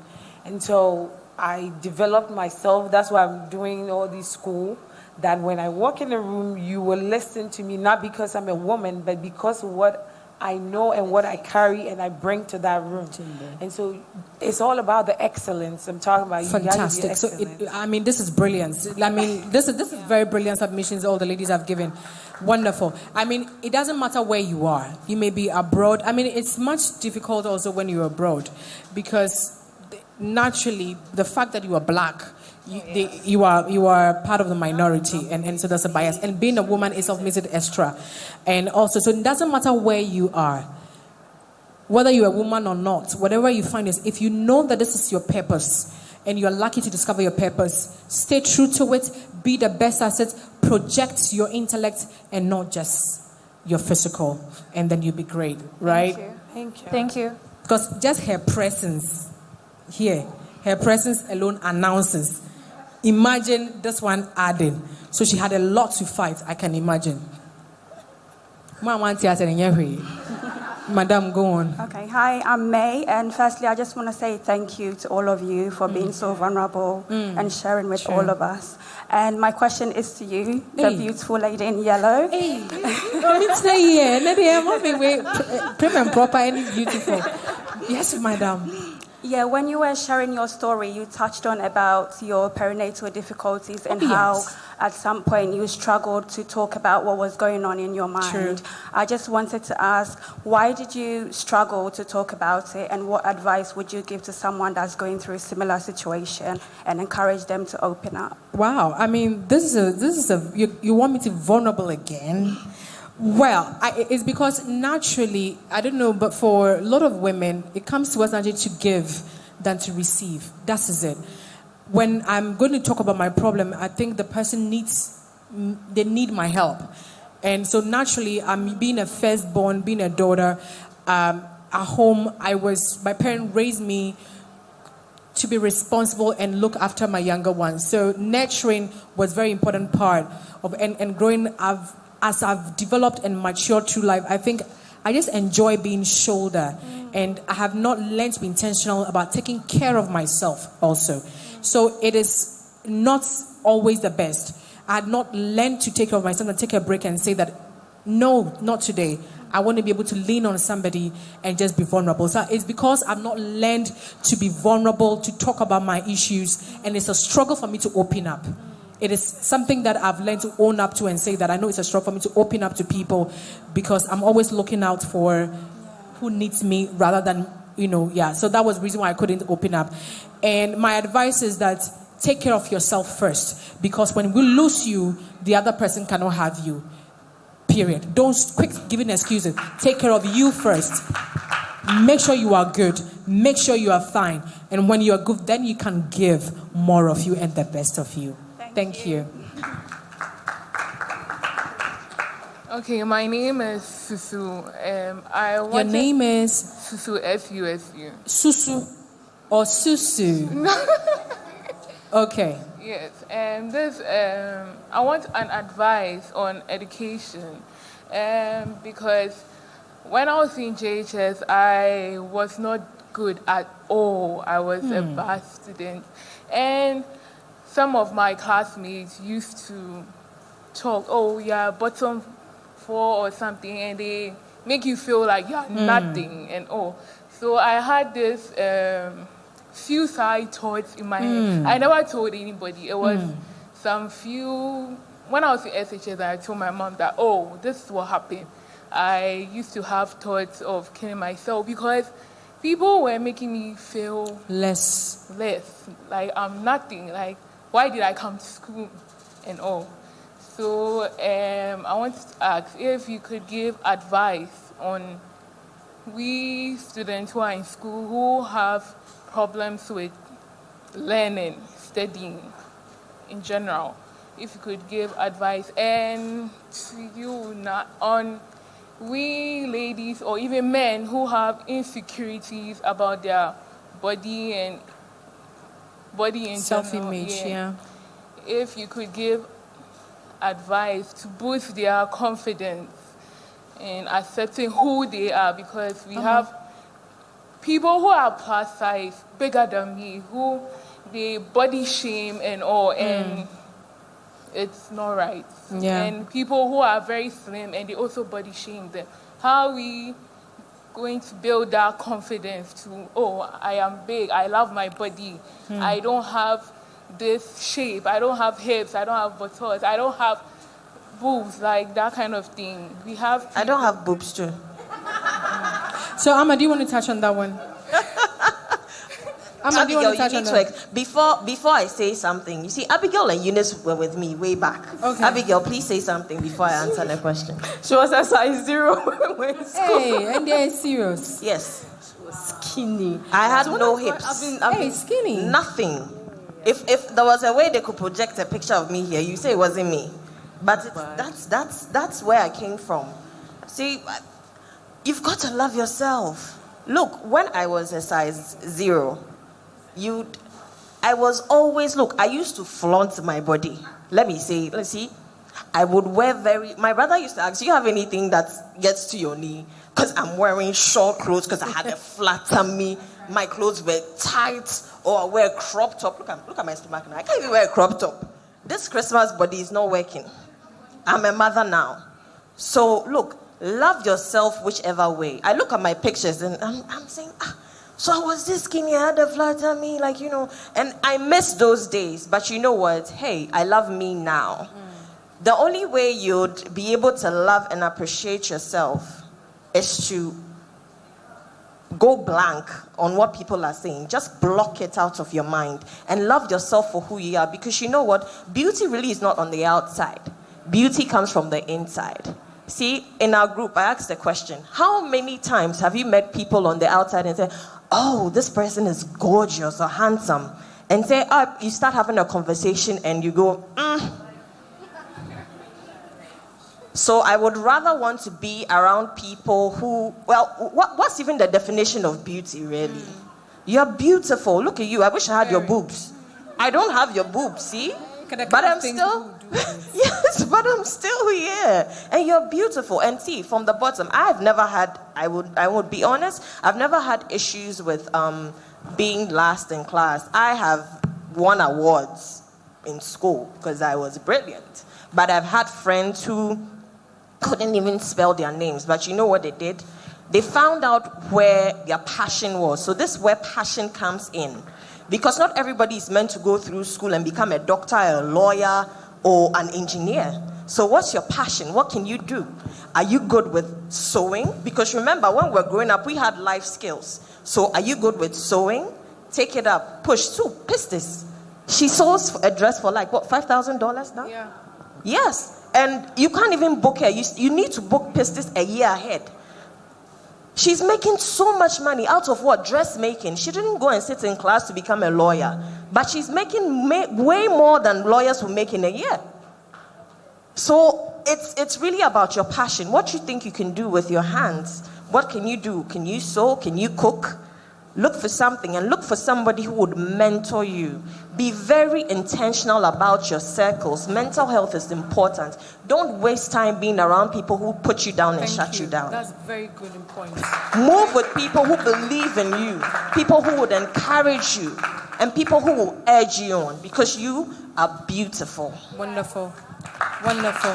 Let me add one thing. So when we're young, I used to have a lot of hips. So I was very hippie. Yes, you I are had Eunice. very big legs. And they used to laugh at me in school. They were calling me Sobokop. You know. They used to laugh at me. Like, I remember there was this incident that happened in the class. There was this woman that came to the school and had big legs. And somebody shouted, "Hey, Mosha, big girl, you can't now, you need." And then they all came to, I'll never forget that thing. And so I never liked my legs. Yeah. Never loved my hips. You can ask my sister. Like, I never liked it. And then I went to school in Kumasi. And then they were like, "Hey, Obano one then 12 FSA, you know, look at the woman with the very nice thick legs." I'm like, "Hey, what is happening here?" The ideal body type changes ideally every 6 to 8 years. It will change. So sometimes I even feel pity for the people doing all the body changing things. To what end? It changes. If you like Google, what have been the ideal body size across the decades? It changes. For me, the most important thing is you are healthy. Absolutely. So if you feel that maybe you have an issue that you want to address, seek medical help. Have a conversation with a nutritionist. Add a healthy lifestyle. You want to do a walk? Yes. Meet with a nutritionist. They will tell you, okay, we think you need to work on this, you need to work on that. And then take it easy. Do not ask for society, dear. When I was big, they were laughing at me. When I dropped, I remember I was just like, I was like a size 8 or a size 6. They started like, "Hey, so I was like, so what do you want me to do at this point? Because when I'm big, you are laughing. I'm skinny, you are laughing. Do you get what I mean? Society will always talk. But then let's make sure that you're at that point where you're healthy and you're at peace with yourself, because that's what matters. Look at yourself every morning in the mirror and say, "I am beautiful." Every day, I am beautiful. Because you have, it's a mental game. It's a mind game. The more you tell yourself you're beautiful, the more you see yourself as beautiful, and the more people will see you as beautiful. Wow. Fantastic. And I will also ask you, because this is a very important thing when it comes to social media and how that is affecting us every day. If you are a Christian, you would know your value through the blood that has bought you, first of all. And number 2, invest your time and energy in what will last, that is eternal. Do you understand? And then feed that thing that constantly gives you joy and fulfillment. And if it means that taking extra steps to make sure that you do what makes your body feel comfortable, do it. I don't know if you understand what we are trying to say. If feeling your size now, if you don't just do it to love yourself, you will hunt and torment yourself, not because of them, because you have allowed them to let you feel this way. But you will never give anybody permission to control how you feel. Never, ever give them that permission. The more they laugh, the more you flaunt it. Yes. Because you are investing in that thing that makes you happy, that makes you complete, and that makes you whole. That is Christ and your purpose. Hallelujah. Amen. Let's give the microphone to the last person. Hi. Now I have a male. Hi. Your name, sir? My name is Kalel. Kalel. K-A-L-E-L. Kalel. Okay.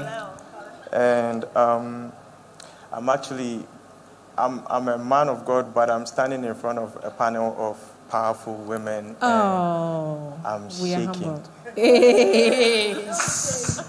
Are I have just like a contribution and also 2 questions. So okay. Can I contribute? Yes, please contribute. Okay. I wanted to say that information is what is necessary for your transfiguration and manifestation.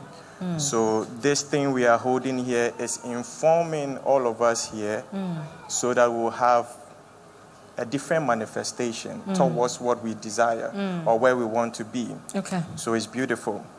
Now, I wanted to talk to the few men that are here. We see women always organizing these things. This is how I know women are powerful. Yeah. They are very intelligent. I've never seen men gather. It is coming. It is coming. I believe so because it is coming. It's true. Because I have started. Men's fellowship is not enough. You see how I'm laughing? Because the Kai men fellowship, power from certain places, the blue. It's not enough. That's not what the man is talking about too. Yes, and since this is very informative, if men should really understand the power and the wisdom in women, we would rather be in this program.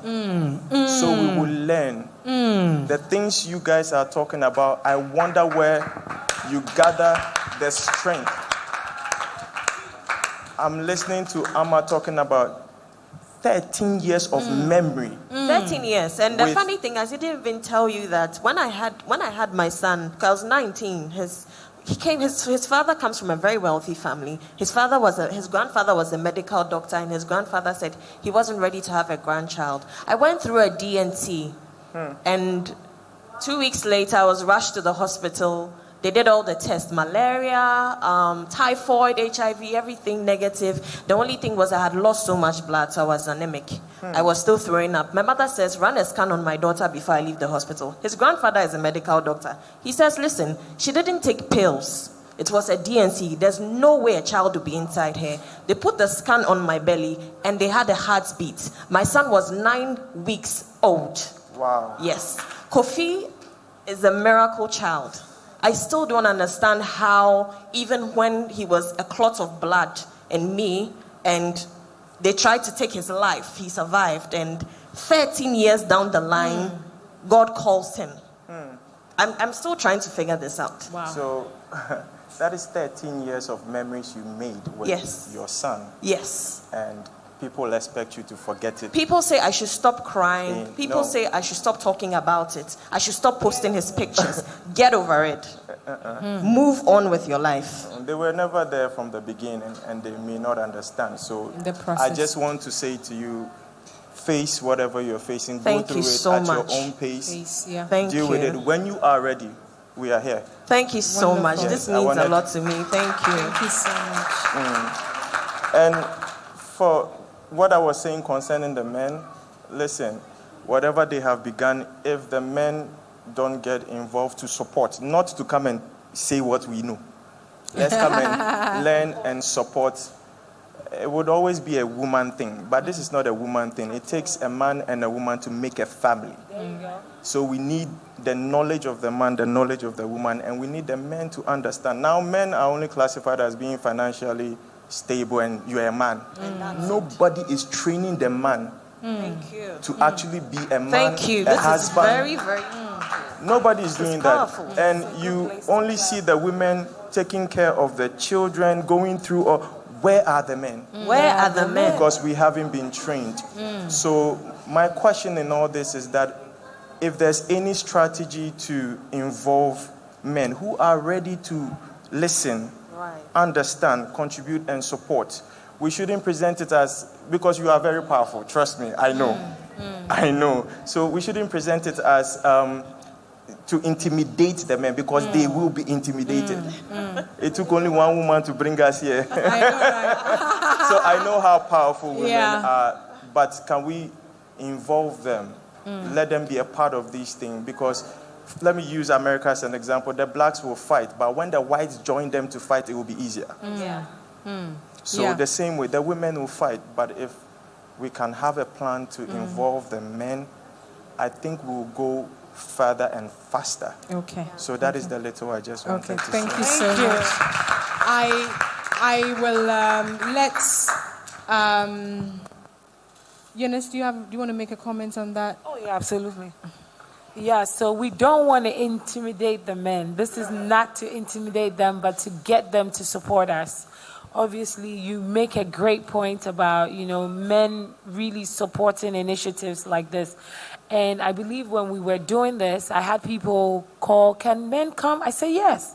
It's for the young ladies, but I want the men here to support. Those were my exact words. Like, yeah, men, it's open to the men, but, I really want to help the young ladies. We are the weaker vessels, But, yeah, this initiative is really for men to support, not to intimidate them. So in any way possible, with anything that we're doing that we can involve them, of course, we're going to do that and have them on board. So I guess that sort of helps to calm our men around that.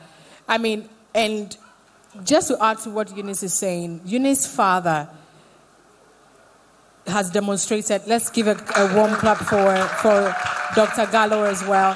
His father has demonstrated that I am surrounded by women, and it is okay to be surrounded by strong women. A man who, together with a wife, is raising strong women and is not ashamed to present her girls and say that, listen, if you want to do it, please go on and do it. Showing up in documentary and feature like a cool dad, and that is beautiful. And this is an example for the young men here to realize that do not relegate your daughters to certain places and let them, conform to certain stereotypes, but embrace them, their uniqueness and all that they come with, and empower them. And you will find one daughter or two daughters coming together to birth a vision that has guided all of us. And I'm so humbled and honored to meet wonderful people like you today, and grateful that destiny has, through our experiences, has brought us today, and it's so beautiful. Hallelujah. And so we have ended the session, but I want to know, I'm sure there are personal initiatives that you are championing, and if you want to take 30 seconds to just tell us what the personal initiative is about. I think I've spoken about it briefly already. So Epicuria Ghana is the NGO that I run, and helping the women is one of the things that we do. So, and if you want to be part of us, if you want to join us. But then again, we don't just do that. We also pray and heal the sick. So we go there, demonstrate the power of God massively, donate, and then help them mentally as well. Wonderful. So if you want to be part of us, just let me know when we close, and then we'll take it from there. Thank you. Thank you so much, Amma. So I launched the Michael Kofi Esiama Memorial Foundation early this year in May. So what we seek to do is to help underprivileged children who have brain tumors. It's a very expensive surgery. So we raised funds for underprivileged children, and we also try to create awareness around brain tumors for something as simple as headaches consistently. And we ignore these things and think it's stress, and they misdiagnosed, because if he was misdiagnosed, they said he had tonsillitis until it became severe, and yes, we found ourselves in the hospital. So we also try to create awareness around brain tumors as well. And then I launched my book called At 19. I mean, when I was praying, just after I lost him, at 19 just kept flashing in my head for a book, and people said, you have to tell your story. So I have a book, and I brought about 20 copies. So the people, all the I people brought 20 copies. Who asked the questions, where are you? Mom, who's that question? From black, what question white? But so for all the, I know sincerely, I saw them, and so you will be the first to get the books, her books. For asking the questions. Okay, so I mean, I will have it. Me and I matches our books, Okay, so thank you for the brilliance. Were you done? Too. Yes, I am. Okay, yes, thank you. We are not clapping. Okay, Abigail. I don't have any initiative. Yes, she does. I don't. She's a support system. Exactly. That's an initiative. That's an initiative. I'm a support system. And because my mind, because I have so many things to think about, constantly looking for the next activity to do, I'm not able to sit still. So it's very difficult for me to start something to be intentional on things like this. But then, if you would want to be mentored by me, just reach out to you. That's an initiative. Okay, we already know what she's doing. When I say she, I mean Eunice. We know what Eunice is doing, and so, which is why we are here today. So I want us together to say impact. Student, impact wave initiative. Slogan is woman. So when I say woman, then you add change the narrative. Woman. Change the narrative. Woman. Change the narrative. Woman, we can still say woman. So I'm going to say it again. Impact Wave Initiative. Woman. Change the narrative. Hey, woman. Change the narrative. Thank you. I just heard the bass. Wonderful. But then one last thing. Yeah, sorry, I was just... Oh, you just remember the initiative? Oh, no, not an initiative. So there's something my sister and I do. Okay. We do it not because it's an initiative, but we do it out of talent.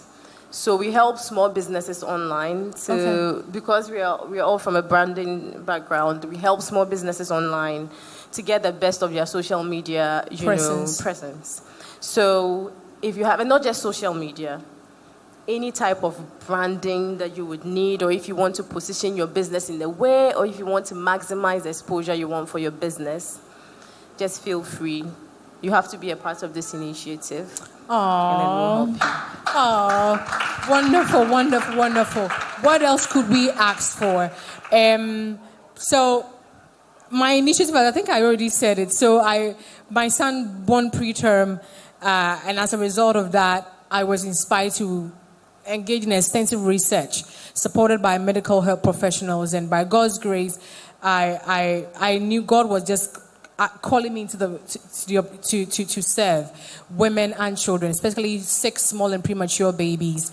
And in the last 7.5 years, we founded the African Foundation for Premature Babies and Neonatal Care, because the gap, prematurity is a leading cause of death for children under the age of 5. Complications arising from that. And also we realize that government is limited in its efforts. Healthcare professionals do a fantastic job. However, they are also limited in the extent of advocacy can do, and then the community. And parents and patients are always left behind. And so there needed to be an organization that will grow to have the capacity to address key issues around 6 small and preterm babies. And in the last 7.5 years, we have completed for the 5 project, reached out to over 200,000 babies and families, partnered with the Ghana Health Services, partnered with the European Foundation for Care of Newborn Infants in Europe. In 2019, we were awarded, became the first organization in Africa to receive such prestigious award from the European Foundation for Care of Newborn Infants for our contribution towards the work here in Ghana, being the first the first organization in Africa to receive such prestigious award. And I had the opportunity to be elected by 75 member country representatives to serve on the Parent Advisory Board for the EFCNI, and also serving on Ghana Health Services subcommittees on advocacy and communication, helping to shape the narrative, change the narrative around newborn and maternal health. And I still remain the first Black to be appointed on that board, and the youngest also on the Ghana Health Service Board, serving to help make contribution and change. And we are grateful for the life that we've touched. Now we are partners with organizations in Malawi and also in South Africa and in Sudan. And so we are grateful that and so we are grateful that through this initiative we will be able to share very important information regarding your reproductive health and what you should know and how you can be prepared in advance. Hopefully you don't go through that, but if it happens, you'll be more informed and empowered to be able to give the best care to yourself and your baby. And so, I am, with all in gratitude and honor, please, let's all stand and appreciate our panelists. Let's appreciate them for as they walk down to take their seats. Let's appreciate them. Thank you very much. Thank you very much, Pearl. Thank you very much, Amma. Thank you very much. Momon say whilst they are going, Abigail and Eunice for sharing your life with us and your experiences with us. Until they sit, please keep clapping. Keep sharing them on. They've done fantastic. And thank you. And please, if you're not upset, clap for me. Clap for me. Clap for me.